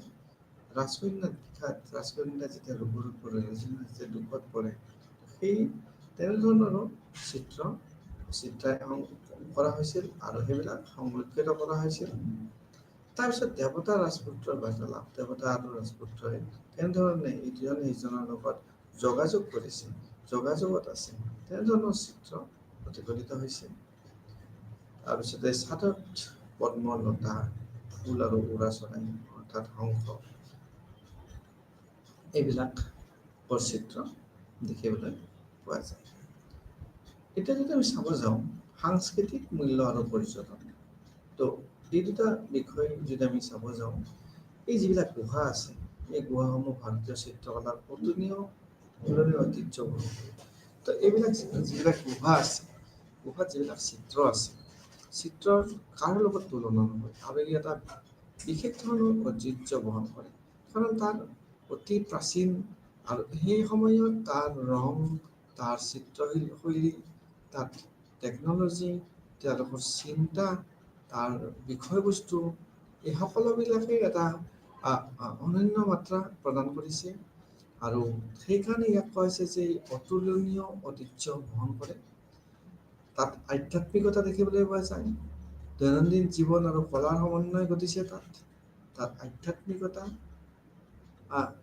বিশেষকৈ স্থান লাভ কৰিছে কাৰণ আমি বিভিন্ন ধৰ্মীয় দিশৰ কথাৰ লগত সংগতি ৰাখি এইবিলাক সময়ত চিত্ৰশিল্পই স্থান লাভ পাইছিলে গতিকে দৈনন্দিন জীৱন আৰু তাত কলাৰ সমন্বয় ঘটিছে সমাহাৰ হৈছে দৈনন্দিন জীৱনত কেনেধৰণে বিকাশ হৈছে সেইটো কথা আমি দেখিবলৈ পাইছোঁ ঔৰংগাবাদৰ কাষত উন্নত পৰ্যটনৰ ব্যৱস্থা তো মূল বিষয়বস্তু হৈছে পৰ্যটন মানুহৰ মাজত উৎসুকতা থাকে আৰু এই উৎসুকতাক তাক বাস্তৱ ৰূপ দিবলৈ যেতিয়া মানুহে নিৰ্দিষ্ট চ'ৰ্চ বা সমল দৰ্শন কৰে পৰিদৰ্শন কৰে ভিজিট কৰে তেতিয়াহে তাৰ আচল আনন্দ অনুভৱ কৰিব পাৰে চাক্ষুক যদি নেদেখে তেতিয়ালৈকে তাৰ আচল ৰূপ কেতিয়াও দেখিবলৈ পোৱা নাযায় গতিকে যেতিয়া দেখিব তেতিয়া মনলৈকে বিভিন্ন ধৰণৰ প্ৰশ্ন আহিব যে কেনেধৰণৰ মেটেৰিয়েল ব্যৱহাৰ কৰিছিল কোনে কৰিছিল সেই সময়তো তেনেধৰণৰ মানুহৰ মাজত চিন্তাই লাভ কৰিব পাৰিছিল এইটো এটা বহুত ডাঙৰ কথা যে আমি ভাবোঁ কেতিয়াবা এই আগত কোনো ধৰণৰ উন্নতি হোৱা নাছিল কিন্তু নহয় আগৰ চিন্তাৰে আজি ক্ৰমবিকাশৰ ফল আগৰ চিন্তাই আজিৰ ৰূপ পাইছে তো এটা বেছ এটা তৈয়াৰ হৈ গৈছিল আৰু সেই বেছৰ ভিত্তিত আজি আমি এই পৰ্যায়ত উপনীত হ'বলৈ সক্ষম হৈছোঁ আৰু ইউনেস্কোই বিশ্বৰ ঐতিহ্য স্থান হিচাপে ইউনেস্কোৰ বিশ্ব ঐতিহ্য স্থান হিচাপে স্বীকৃতিপ্ৰাপ্ত স্থান আৰু ইয়াত বিভিন্ন দেশৰ বিদেশৰ পৰ্যটক আহে পৰ্যটকৰ গন্তব্যস্থান হয় আৰু পৰ্যটন এনে এটা উদ্যোগ আজিৰ দিনত যদি আমি ক'ব যে পৰ্যটন এনে এটা উদ্যোগ যাৰ যোগেদি দেশৰ অৰ্থনৈতিক অৱস্থাৰো বহুত বিকাশ কৰিবলৈ সক্ষম হয়। কাৰণ পৰ্যটনে বিভিন্ন দেশৰ মানুহক আহে আৰু সেই পৰ্যটনৰ যোগেদি বিভিন্ন ক্ৰয় বিক্ৰয় হয়। আৰু পৰ্যটন কেতিয়া বিকাশ হয়, পৰ্যটকসকল কেতিয়া আহিছে, যেতিয়া তাত কিবা এটা বিশেষ সমল বা বস্তু দেখিবলৈ পোৱা যায়, তেতিয়াই পৰ্যটকসকল আহি তাত উপস্থিত হয়। অৰ্থাৎ আমি এই যিবিলাক আমাৰ পৌৰাণিক গুহাসমূহৰ কথা কৈছোঁ, তো তাত বিভিন্ন ধৰণৰ চিত্ৰ বা তাত আৰু বিভিন্ন ধৰণে লোকসকলক আকৰ্ষণ কৰে আৰু সেই অনুপাতে লোকসকল আহি তাত উপস্থিত হয়। এতিয়া আমি চাব যাওঁ অন্যান্য দক্ষিণ ভাৰতৰ গুহা আৰু মন্দিৰৰ চিত্ৰকলাৰ পৰম্পৰা। গুহা মন্দিৰ চিত্ৰণৰ পৰম্পৰা দক্ষিণ ভাৰতত দীঘলীয়া সময় ধৰি চলি আহিছে।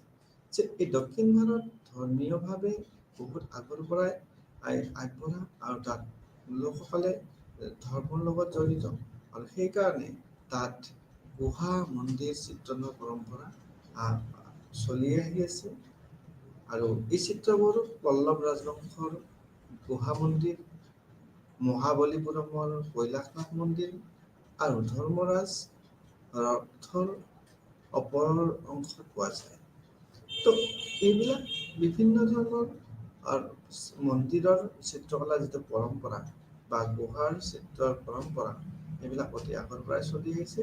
আৰু উদাহৰণস্বৰূপে আমি দেখিবলৈ পালোঁ যে পল্লৱ ৰাজবংশৰ গুহা মন্দিৰ, মহাবলীপুৰমৰ কৈলাশনাথ মন্দিৰ, তো এইবিলাকৰ কথা আমি ক'ব পাৰোঁ। কাঞ্চীপুৰম, তাৰপিছত বাদামী আৰু হাম্পিতো এই চিত্ৰশিল্পৰ উদাহৰণ দেখিবলৈ পোৱা যায়।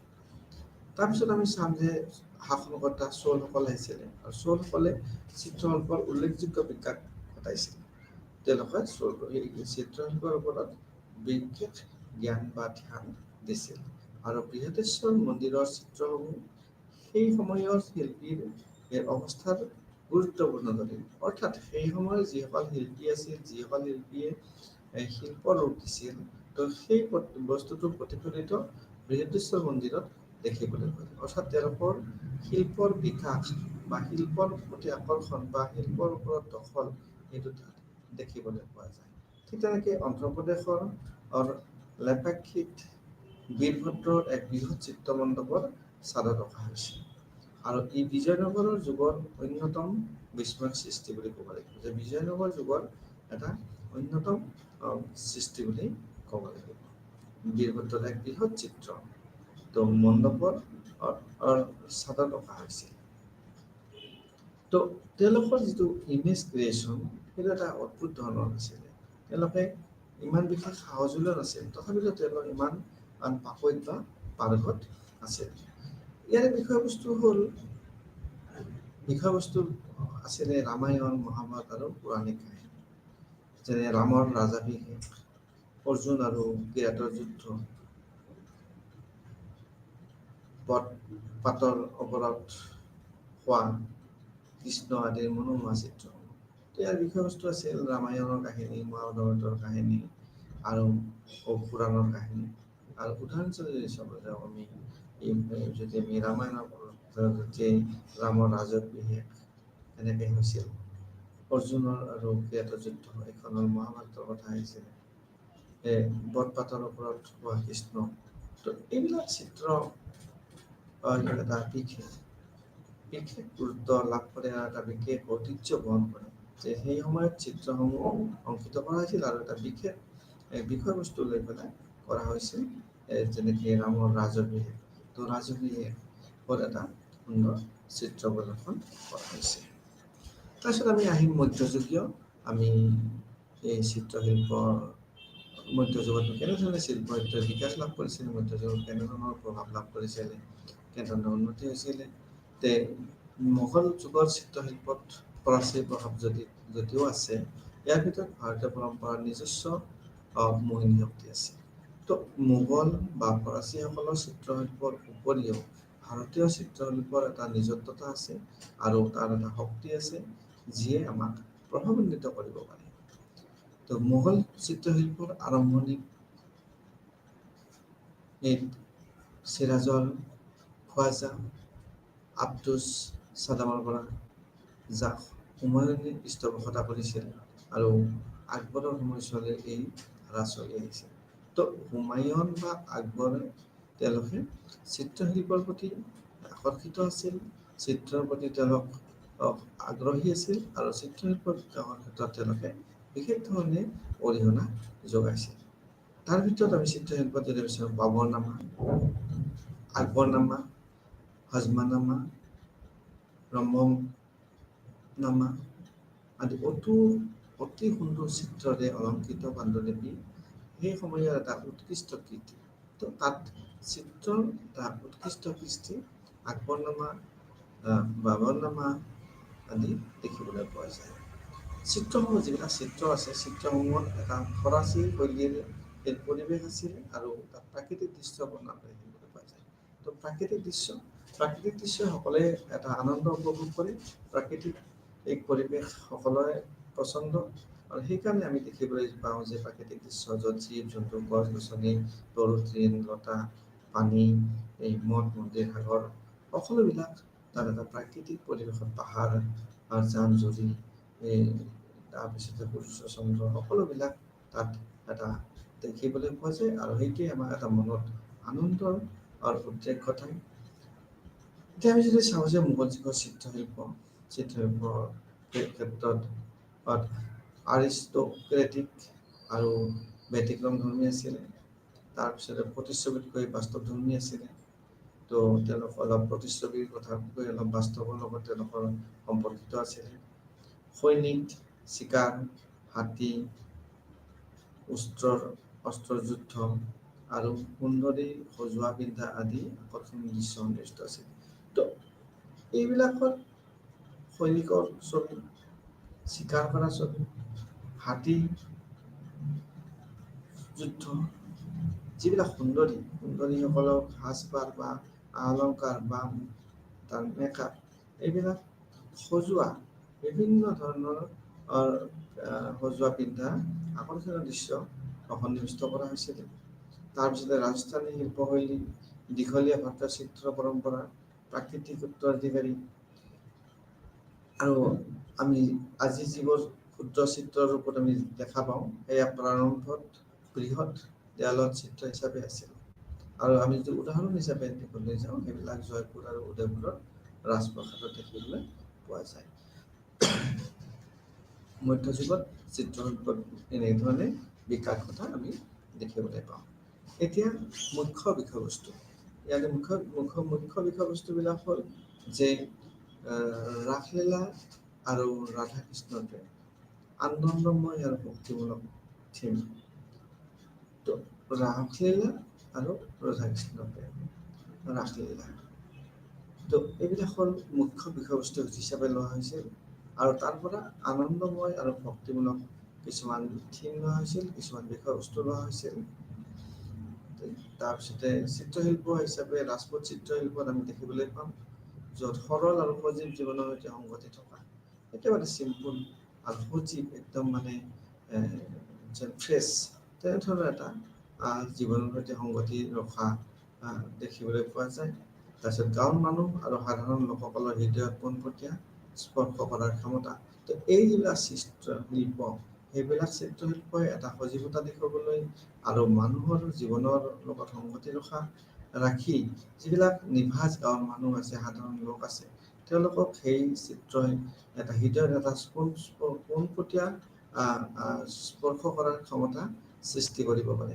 আমি কেতিয়াবা কেনেধৰণৰ কিছুমান চিত্ৰ দেখিলে এনে যেন লাগে যে এইটো আমি নিজেই বাস্তৱত দেখিবলৈ পাইছোঁ, সতেজ হৈ আছে, আমি চুব পাৰিছোঁ আৰু সিয়ে আমাৰ হৃদয়ত এটা বিভিন্ন ধৰণে ক্ৰিয়া কৰিব পাৰে, আমাক এটা পৰিৱেশৰ ফালে লৈ যাব পাৰে বা অনুভৱৰ ফালে লৈ যাব পাৰে বা তাত আমাৰ আৱেগ সৃষ্টি কৰিব পাৰে।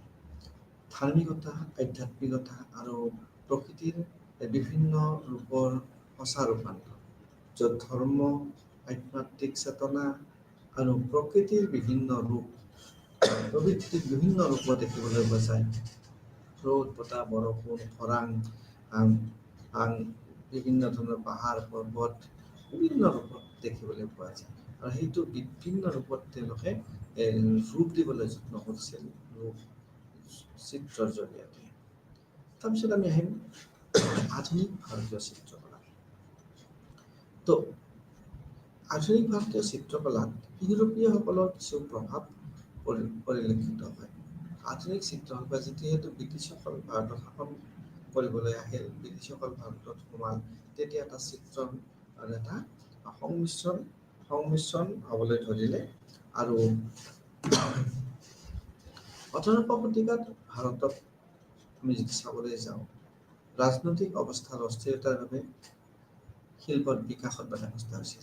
অৰ্থাৎ যেতিয়া ইণ্টাৰনেল ডিষ্টাৰ্বেঞ্চ থাকে, অস্থিৰতা থাকে, তেতিয়া কিছুমান কামে বিকাশ লাভ কৰিবলৈ সক্ষম নহয়। তাক পৃষ্ঠপোষকতা লাগে, তাৰ প্ৰয়োজনীয়তা অনুভৱ কৰিব লাগে, তাৰ এটা সুস্থ পৰিৱেশ লাগে। আৰু তাৰ ফলত কি হৈছিল, ৰাজনৈতিক অৱস্থাৰ অস্থিৰতাৰ বাবে চিত্ৰশিল্পৰ বিকাশত বাৰুকৈ প্ৰভাৱ পৰিছিল। তাৰপিছতে ইউৰোপীয় শিল্পৰ আগমন ঘটিল। 18শ শতিকাত ইউৰোপীয় শিল্পৰ আগমন ঘটিল। ইউৰোপীয় শিল্পীসকলে ভাৰতলৈ আহি ইউৰোপীয় তৈলচিত্ৰ প্ৰচলন আৰম্ভ কৰে। তো যিটো অইল পেইণ্টিং বুলি আমি কওঁ, সেইটো ভাৰতত প্ৰচলিত নাছিল। তেওঁলোকে এইটো আমি পশ্চিমীয়া সেইকাৰণে পাশ্চাত্য আৰু ভাৰতীয়ৰ মাজত পাৰ্থক্য দেখিবলৈ পাওঁ।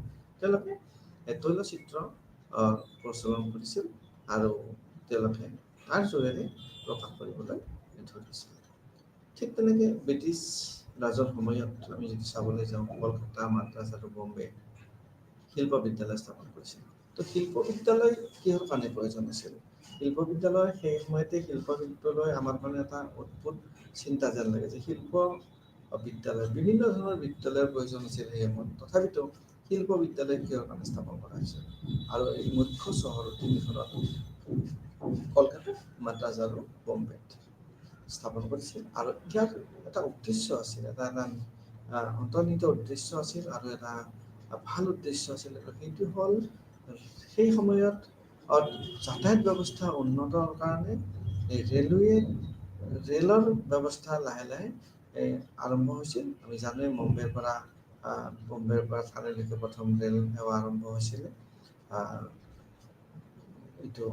তো তাত আমি দেখিবলৈ পাওঁ যে এই যি ৰেলৱে আৰু চাৰ্ভে বিভাগৰ বাবে চিত্ৰশিল্পী আৰু খচৰ কৰা আঁকিবৰ পৰা ব্যক্তিৰ প্ৰস্তুত কৰা।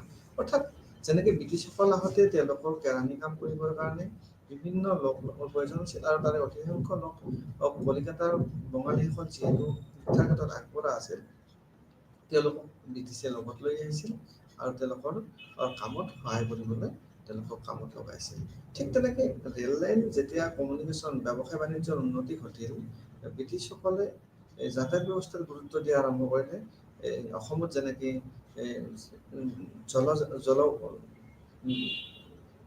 যাতায়াতৰ ক্ষেত্ৰত গুৰুত্ব বেছিকৈ দিছিল, তাৰপিছত অসমতো ৰেল স্থাপন কৰা হ'ল, অসমতো ৰাস্তাৰ উন্নতি কৰা হ'ল। গতিকে ঠিক তেনেকৈ ভাৰতবৰ্ষৰ বিভিন্ন অঞ্চলত যাতে ৰেলৱে লাইনৰ ক্ষেত্ৰত বহাবৰ কাৰণে, ছাৰ্ভে কৰিবৰ কাৰণে এতিয়াৰ দৰে কোনো ধৰণৰ কেমেৰা বা কিবা কিবি প্ৰচলন নাছিল। ছাৰ্ভেৰ বিশেষ উন্নত ব্যৱস্থাও নাছিল। তাৰ কাৰণে তেওঁলোকে ৰেলৱে আৰু ছাৰ্ভে বিভাগত যিবিলাক পদ সৃষ্টি কৰিব বা চাকৰি কৰিব, তাতে শিল্পী কিছুমানৰ প্ৰয়োজন হৈছিল, চিত্ৰশিল্পীৰ, আৰু বিভিন্ন ধৰণৰ খচৰা বনাবৰ কাৰণে প্ৰয়োজন হৈছিল, কিছুমান নক্সা বনাবৰ কাৰণে প্ৰয়োজন হৈছিল, আৰু তাৰ কাৰণে এই স্কুলবিলাক স্থাপন কৰিছিল। তাৰপিছত আমি দেখিবলৈ পাম যে ৰাজা ৰবি বৰ্মা আৰু ইউৰোপীয়ৰ প্ৰভাৱ ভাৰতীয় চিত্ৰশিল্পত। ৰাজা ৰবি বৰ্মা ভাৰতীয় চিত্ৰকলাৰ আধুনিকতাৰ পথিকৃৎ। তো ৰাজা বৰ্মাই আধুনিক ভাৰতৰ চিত্ৰশিল্প উন্নয়নৰ ক্ষেত্ৰত বিশেষ অৰিহণা যোগাই থৈছিল। আৰু এই অৰিহণাৰ শৈলী হিচাপে আমি যদি চাব যাওঁ, ইউৰোপীয় তৈলচিত্ৰ প্ৰযুক্তি ব্যৱহাৰ কৰি ভাৰতীয় পৌৰাণিক বিষয়বস্তু আঁকিছিল। তো যিহেতু আমাৰ দেশত আমাৰ তৈলচিত্ৰৰ প্ৰচলন নাছিল, তেওঁলোক অহাৰ পিছত, ব্ৰিটিছসকল ভাৰতত অহাৰ পিছত তো তৈলচিত্ৰ প্ৰচলন হ'ল আৰু এই তৈলচিত্ৰ প্ৰযুক্তি ব্যৱহাৰ কৰা পাৰদৰ্শিতা দেখুওৱা ব্যক্তিজন আছিলে ৰবি বৰ্মা আৰু তেওঁ ইউৰোপীয় তৈলচিত্ৰৰ প্ৰযুক্তি ব্যৱহাৰ কৰিছিল আৰু ভাৰতীয় পৌৰাণিক বিষয়বস্তু আঁকিছিল।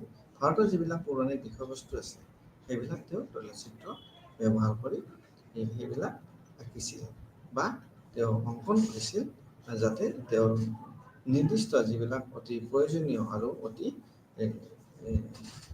মূল্যৱান সেইবিলাক ছবি তেওঁ আঁকিছিল। আৰু তাৰ ভিতৰত তাৰ জনপ্ৰিয়তা যদি আমি চাবলৈ যাওঁ, তেওঁৰ যে চিত্ৰসমূহৰ জনপ্ৰিয়তা আৰু তেওঁৰ চিত্ৰসমূহ লিথোগ্ৰাফ প্ৰচাৰ কৰি সাধাৰণ জনতাৰ মাজত জনপ্ৰিয়তা লাভ কৰিছিল আৰু জনপ্ৰিয় হৈছিল তেওঁৰ চিত্ৰবিলাক আৰু তেওঁ তাত কি কৰিছিলে লিথোগ্ৰাফ প্ৰচাৰ কৰিছিল।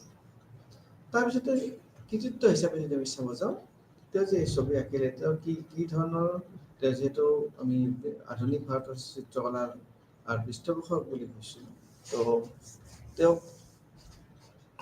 তেওঁ তাত ফলস্বৰূপে তেওঁ কৃতিত্ব হিচাপে তেওঁৰ 1873 চনত ভিয়েনা শিল্প প্ৰদৰ্শনীত প্ৰথমবাৰৰ বাবে তেওঁ পুৰস্কৃত হৈছিল।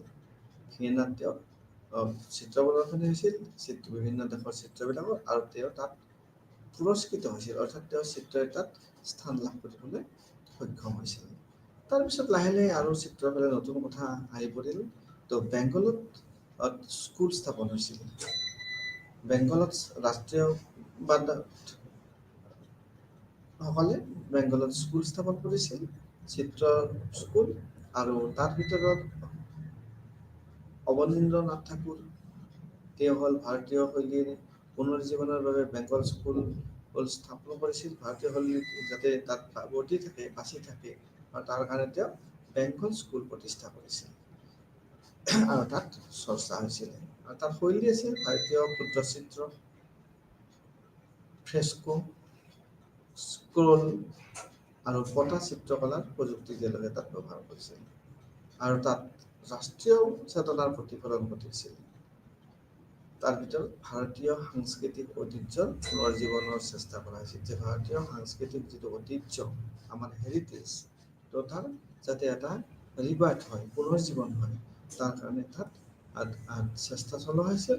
তাত বিভিন্ন ধৰণে চেষ্টা চলোৱা হৈছে। তাৰপিছত আমি চাম লাহে লাহে আধুনিকতাৰ ফালে আগবাঢ়িছে আৰু সেই আধুনিকতাৰ বিশেষ ব্যক্তিজন হৈছে ৰবীন্দ্ৰনাথ ঠাকুৰ আৰু গগনেন্দ্ৰনাথ ঠাকুৰ। তো ৰবীন্দ্ৰনাথ ঠাকুৰে পুনৰুজ্জীৱনবাদৰ পৰা আঁতৰ হৈ আধুনিক চিত্ৰকলাত দেখাই তেওঁৰ কথাটো হৈছিলে নতুনত্ব লাগে। তেওঁ পুনৰুজ্জীৱনৰ কথাৰ লগত বিশেষ তেওঁৰ সম্পৰ্ক নাছিল। তেওঁ এটা আধুনিকতাৰ ফালে আহিছিল, তেওঁ নতুনত্ব দিবলৈ যত্ন কৰিছিল, যে নতুন চিন্তা নতুন কথাৰে এই চিত্ৰশিল্পক আগবঢ়াই লৈ যাব লাগে, আৰু তেনেধৰণে তেওঁ অনেক কাম কৰিছিল, অনেক সৃষ্টি কৰিছিল। আমি তেওঁৰ বিভিন্ন ধৰণৰ উদাহৰণ আমি পাবলৈ সক্ষম হওঁ। তাৰপিছতে গজেন্দ্ৰনাথ ঠাকুৰ কিউবিচিম আৰু সামাজিক ব্যংগচিত্ৰ আঁকিব পৰা ভাৰতৰ প্ৰথম শিল্পীসকলৰ ভিতৰত এজন আছিল। যে তেওঁ এনে এজন ব্যক্তি আছিল যে সামাজিক ব্যংগচিত্ৰ তেওঁ আঁকিব পাৰিছিল আৰু বিভিন্ন ধৰণৰ তেওঁ চিত্ৰ আঁকিছিলে আৰু সেইবিলাক তেওঁ প্ৰদৰ্শন কৰিছিলে তাত। আৰু এইবিলাক যিটো বিশেষত্ব হিচাপে চাবলৈ যাওঁ, আমি চাওঁ যে আলো ছায়াৰ ব্যৱহাৰ হৈছিলে তাত, তাৰপিছত অভ্যন্তৰীণ দৃশ্যৰ প্ৰতিফলন হৈছিলে আৰু সামাজিক মন্তব্য। তো অভ্যন্তৰীণ দৃশ্য প্ৰতিফলন কৰাটো এটা সহজ কথা নহয়, এইটো এটা বিশেষ কৃতিত্ব দিব পাৰি আৰু বিশেষ পাৰদৰ্শিতা থকা ব্যক্তিহে তেনেধৰণৰ আভ্যন্তৰীণ দৃশ্যৰ এটা প্ৰতিফলন দেখাবলৈ সক্ষম হয়। তাৰপিছত আমি চাম আধুনিক ভাৰতীয় চিত্ৰকলাৰ কিছুমান বৈচিত্ৰতা আছে, আৰু সেই বৈচিত্ৰতাসকলৰ ভিতৰত অমৃতা শ্বৰগিল ভাৰতীয় আৰু ইউৰোপীয় শৈলীৰ তাত এটা সমন্বয় ঘটিছিল। যামিনী ৰায় তেওঁ লৌকিক শিল্পৰ প্ৰচলন আৰু পটা চিত্ৰকলাৰ পুনৰুজ্জীৱন কৰিছিল, আৰু বিভিন্ন ধৰণৰ উল্লেখযোগ্য শিল্পী আছে। আৰু এই শিল্পীসকলৰ ভিতৰত আমি যদি চাব যাওঁ, ভিএছ গাইটেণ্ডে তেওঁ বিমূৰ্ত চিত্ৰকলাৰ পথিকৃত আছিলে। বিমূৰ্ত চিত্ৰ বিভিন্ন ৰূপত তেওঁ চিত্ৰ অংকন কৰিছিলে। এম এফ হুছেইনৰ কথা সকলোৱে জানে। তেওঁ এজন বিখ্যাত চিত্ৰশিল্পী আছিলে। আধুনিক ভাৰতীয় চিত্ৰকলাৰ অন্যতম এখন মুখ, যিয়ে বিভিন্ন ধৰণে বিভিন্ন বিতৰ্ক হৈছিলে আৰু বিভিন্ন ধৰণে তেওঁ চিত্ৰ অংকিত কৰিছিলে। ভূপেন খাখান আৰু তেওঁ বাস্তৱতা আৰু সামাজিক বিষয়বস্তুৰ প্ৰতিফলন ঘটিছিল তেওঁৰ চিত্ৰৰ যোগেদি। গোলাম শেখ ৰঙৰ সংবেদনশীল চেনচিটিভ যিটো ব্যৱহাৰ, এই ক্ষেত্ৰত তেওঁ বিশেষ পাৰদৰ্শিতা দেখাবলৈ সক্ষম হৈছিল। তাৰপিছত যদি আমি লৈ যাওঁ পৰিসেৱা আৰু পৰিৱেশৰ সংৰক্ষণ, টুৰিজিম আৰু পৰিৱেশৰ সম্পৰ্ক। আমি যদি চাব যাওঁ টুৰিজিম আৰু পৰিৱেশৰ ইয়াৰ লগত কি সম্পৰ্ক আছে। পৰ্যটন বিকাশ সাধাৰণতে পৰিৱেশৰ বাবে সংকটজনক স্থানসমূহ হয়। এনে যদি আমি চাবলৈ যাওঁ মঠ মন্দিৰ বিভিন্ন দিশত য'ত প্ৰাধান্য লাভ কৰে, সেইবিলাক সাধাৰণতে এটা পাৰিৱেশিকভাৱে অলপ জটিল স্থানতে অৱস্থিত হয়, য'ত নেকি মানুহে বহুত কষ্ট কৰি তাত যাবলগীয়া হয়, বহুত সংকটজনক অৱস্থাও হয়, তেনেধৰণে আমি দেখিবলৈ পাওঁ। তো ইয়াৰ ভিতৰত যদি আমি চাওঁ যে অজন্তা, ইলোৰা, বাঘগুহা, যাৰ ফলত হোৱা চিত্ৰসমূহ ক্ষতিগ্ৰস্ত হৈছে। আৰু এই যে চিত্ৰসমূহ আছে, তাত যিমানে পৰ্যটন যাব, যিমানে তাত লাইটৰ ব্যৱহাৰ হ'ব, সিমানে তাৰ চিত্ৰসমূহৰ ৰঙৰ উজ্জ্বলতা কমি কমি যাব। আৰু সেই হিচাপে আমি যদি উদাহৰণ হিচাপে চাবলৈ যাওঁ, গুহা চিত্ৰত ব্যৱহৃত ফ্লাড লাইটৰ বাবদ ৰঙৰ উজ্জ্বলতা হৈছে। নিশ্চিতভাৱে তাৰ প্ৰাকৃতিক যিটো গুণ, সেই গুণটো নথকা হৈছে। আৰু সূৰ্যৰ ৰশ্মি, এই ক্ষেত্ৰত কেতিয়াবা সূৰ্যৰ ৰশ্মি কিছুমান বস্তু নষ্ট কৰে, কেতিয়াবা কিছুমান আৰ্টিফিচিয়েল পোহৰেও তাৰ ম্লান কৰে। আৰু বহুত আছে তেনেধৰণে পৰিৱেশৰ ওপৰতো বহুত চিত্ৰ তাৰ ৰঙৰ উজ্জ্বলতা হ্ৰাস পাবলৈ সক্ষম হয়।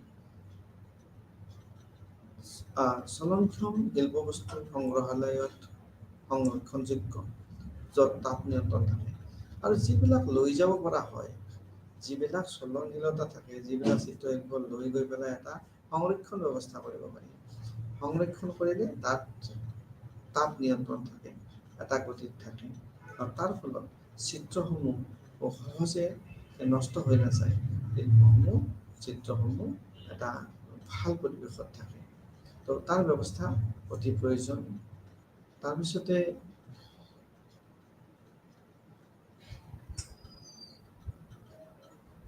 লাহে লাহে এইবিলাক বিভিন্ন ধৰণৰ ৰঙে যদিও তাৰ চিত্ৰসমূহ দীঘলীয়া সময়লৈকে থাকে, কিন্তু তাৰ লাহে লাহে কি হৈছে, পুৰণি যেতিয়া হ'ব, সেইবিলাক লাহে লাহে হালধীয়া হৈ যায়।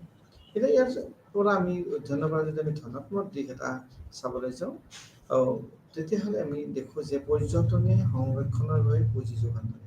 অৰ্থাৎ পৰ্যটন যিটো টুৰিজিমত বহুত ধৰণৰ আদান প্ৰদান হয়, বহুত ধন সংগৃহীত হয়। আৰু সেই সংগৃহীত ধনৰ দ্বাৰা এই যিবিলাক পৌৰাণিক বস্তু আছে, যিবিলাক আমাৰ ঐতিহ্য, যিটো আমাৰ পৰম্পৰা, সেইবিলাক সংৰক্ষণ কৰিব লাগে আৰু তাক ভালদৰে ৰাখিব লাগে। এইটোৱে মূল কথা। তাৰ ভিতৰত পৰিৱেশ শুদ্ধতা আৰু সৌন্দৰ্য বৃদ্ধিৰ প্ৰচেষ্টা আগবঢ়াব লাগে। পৰিৱেশ শুদ্ধতা, বায়ু, পানী, ময়লা নিয়ন্ত্ৰণ। অৰ্থাৎ বায়ু যদি তাত প্ৰদূষণ নাথাকে, পানী যদি পৰিষ্কাৰ হয়, ময়লা যদি নাথাকে, লেতেৰা যদি নাথাকে, সেইবিলাক যদি নিয়ন্ত্ৰণ কৰিব পৰা যায়, তেতিয়াহ'লে তাৰ শুদ্ধতা, পৰিৱেশ শুদ্ধতা আৰু সৌন্দৰ্য বৃদ্ধিৰ প্ৰচেষ্টা পৰ্যটনৰ ফালৰ পৰা আমি দেখিবলৈ পাওঁ যে পৰ্যটনে কি কৰে, পৰিৱেশ শুদ্ধতা কৰি ৰাখিবলৈ যত্ন কৰে আৰু তাৰ সৌন্দৰ্য বৃদ্ধিত যথেষ্ট অৰিহণা আগবঢ়ায়। তাৰপিছতে আমি যদি চাবলৈ যাওঁ, তেতিয়াহ'লে আমি দেখিবলৈ পাম যে ভাৰতীয় চিত্ৰকলাৰ বিভিন্ন দিশত আমি দেখিবলৈ পাম ভাৰতীয় চিত্ৰকলা এটা বিশেষ ৰূপ লাভ কৰিবলৈ সক্ষম হৈছে। ভাৰতীয় চিত্ৰকলা পৌৰাণিক এক যুগৰ পৰা নিখুঁতভাৱে বিভিন্ন ধৰণে চিত্ৰ আঁকিছিলে বা চিত্ৰ অংকন কৰিছিলে বা খোদিত কৰিছিলে। তো আমি যদি পেইণ্টিঙৰ কথা ক'ব যাওঁ, তো তো পেইণ্টিংটো স্থায়িত্ব লাভ কৰিবৰ কাৰণে তাত বিভিন্ন ধৰণৰ চাউলৰ গুড়ি হওক বা বিভিন্ন ধৰণৰ কাম তাত ব্যৱহাৰ কৰা হৈছিলে যাতে তাৰ স্থায়িত্ব লাভ কৰে আৰু তাৰ সংৰক্ষিত হয় সোণৰ প্ৰলেপ দিয়া হৈছিলে তো তেনেধৰণে আজিও সেইবিলাক সেইকাৰণে এতিয়াও সুন্দৰ এটা অৱস্থাত ইমান বছৰ পুৰণি হোৱাৰ পিছতো সুন্দৰ অৱস্থাত দেখিবলৈ পোৱা যায় তো ভাৰতীয় চিত্ৰশিল্প আৰু ব্ৰিটিছ বা পাশ্চাত্য চিত্ৰশিল্পৰ মাজত আমি বিভিন্ন ধৰণৰ পাৰ্থক্য দেখিবলৈ পাওঁ তো ব্ৰিটিছসকল অহাৰ আগলৈকে ভাৰতৰ চিত্ৰশিল্পত এটা বেলেগ ৰূপ আছিলে তেওঁলোক অহাৰ পিছত এটা বেলেগ ৰূপ লাভ কৰিলে কাৰণ তেওঁলোকে চিত্ৰশিল্পত আমি দেখিবলৈ পাইছোঁ যে তেওঁলোকে অইল পেইণ্টিং ব্যৱহাৰ কৰে তো অইল পেইণ্টিঙৰ এটা সুকীয়া পৰিচয় আছে ঠিক তেনেকৈ আমি যদি চাব যাওঁ তো ৰবীন্দ্ৰনাথ টেগোৰৰ ক্ষেত্ৰতো তেনেকুৱা এটা হৈছে যে তেওঁ পুৰণাৰ কথাত তেওঁ নতুনত্ব দিবলৈ যত্ন কৰিছিল তেওঁ নতুন কথাৰ লগত সংগতি ৰাখি নতুনত্ব দিবৰ কাৰণে তেওঁ যথেষ্টভাৱে যত্ন কৰিছিলে আমি যদি অকণমান পিছলৈকে যাওঁ গৈ পেলাই আমি আকৌ এবাৰ চাবলৈ সক্ষম হ'ম যে আধুনিকতাৰ দিশে ৰবীন্দ্ৰনাথ ঠাকুৰে বা গজেন্দ্ৰনাথ ঠাকুৰে আগবাঢ়িছিল আৰু বেংগলত বিভিন্ন ধৰণৰ স্কুল স্থাপন হৈছিলে আৰু ব্ৰিটিছসকলে বিভিন্ন কামত প্ৰয়োজন হোৱাকৈ স্কুল স্থাপন কৰিছিল আৰু সেইবিলাক মানুহে সময়ত মূলতঃ তিনিটা জেগাত কলকাতা মাদ্ৰাজ আৰু বম্বে আৰু বিদ্যালয় তেওঁলোকে স্থাপন কৰিছিলে আৰু সেই মানুহবিলাকে ৰেলৰ চাৰ্ভে কৰিবৰ কাৰণে চিত্ৰশিল্প তেওঁলোকে খচৰা বনাবৰ কাৰণে তেওঁলোকক এটা বিশেষ কৌশল দি পেলাই শিক্ষিত কৰাৰ যত্ন কৰা হৈছিলে তো আমি দেখিলোঁ যে বেংগল স্কুল স্থাপন হ'ল বিভিন্ন ধৰণৰ ইয়াতে ৰবি বৰ্মাৰ কথা কোৱা হৈছে যে ৰবি বৰ্মাই ভাৰতীয় চিত্ৰকলাৰ আধুনিকতাৰ পথিকৃত বুলি কোৱা হৈছে কাৰণ তেওঁ ইউৰোপীয় তৈলচিত্ৰ প্ৰযুক্তি ব্যৱহাৰ কৰি ভাৰতীয় পুৰণি বিষয়বস্তু তেওঁ আঁকিবলৈ সক্ষম হৈছে আৰু সেইবিলাকে জনপ্ৰিয়তা লাভ কৰিছিল আৰু তাৰ ফলশ্ৰুতিত তেওঁ স্বীকৃতি হিচাপে তেওঁ 1873 চনত সেনা চিত্ৰ প্ৰদৰ্শনীত প্ৰথমবাৰৰ বাবে তেওঁ পুৰস্কৃত হ'বলৈ সক্ষম হৈছিল তো এতিয়া আমি সামৰণিলৈকে আহিছোঁ এতিয়া আমি সামৰণিত আমি দেখিম যে ইয়াত তাত্ত্বিক দিশ থিয়ৰিটিকেল দিশত বিভিন্ন ধৰণে তাত গুৰুত্ব প্ৰদান কৰা হৈছে থিয়ৰিটিকেল পৰ্চনত তাৰপিছত নিৰ্বাচিত গন্তব্যস্থানৰ বিস্তাৰিত চৰ্চা হৈছে নিৰ্বাচিত কিছুমান বিষয়বস্তু লৈ পেলাই তাত বিভিন্ন ধৰণে ভাৰতীয় চিত্ৰশিল্পত আলোচনা কৰা হৈছে আৰু ভাৰতীয় আৰু ইউৰোপীয় চিত্ৰকলাৰ পাৰ্থক্য আলোচনা কৰা হৈছে তো আমি দেখিবলৈ পাইছোঁ যে ভাৰতীয় আৰু পাশ্চাত্য চিত্ৰশিল্পত বিভিন্ন ক্ষেত্ৰত পাৰ্থক্য আছে থাকিলেও আমি ভাৰতীয় চিত্ৰশিল্পত স্বকীয় বৈশিষ্ট্য আছে তাৰ স্থায়িত্বতা আছে আৰু তাৰ এটা সুকীয়া পৰিচয় লাভ কৰিবলৈ সক্ষম হৈছে আৰু যেতিয়াই ব্ৰিটিছসকল ভাৰতলৈকে আহিল তাত এটা ইউৰোপীয়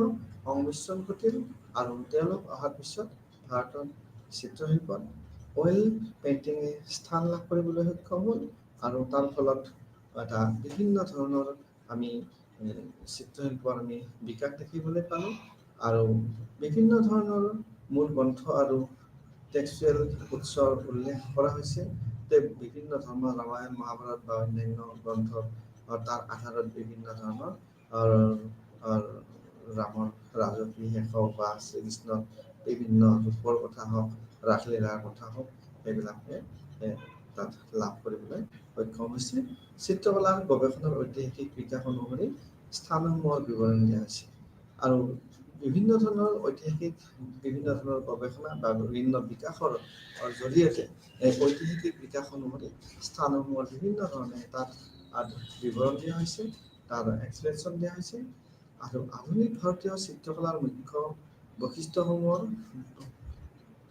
প্ৰশংসা কৰা হৈছে যে আধুনিক ভাৰতীয় চিত্ৰকলাৰ যিবিলাক মুখ্য বৈশিষ্ট্য আছে চৰিত্ৰ আছে তাত এটা সুকীয়া পৰিচয় লাভ কৰিবলৈ সক্ষম হৈছে আৰু বিশ্বৰ পৰ্যটকৰ বাবে ভাৰতীয় চিত্ৰকলাৰ আকৰ্ষণ বিশেষভাৱে বৃদ্ধি হ'বলৈ সক্ষম হৈছে আৰু আমি এই অধ্যায়ত আমি দেখিলোঁ যে ভাৰতীয় দৰ্শকৰ পৰ্যটনৰ চিত্ৰকলাৰ এটা সূক্ষ্মতা আমি বুজি পাবলৈ সক্ষম হৈছোঁ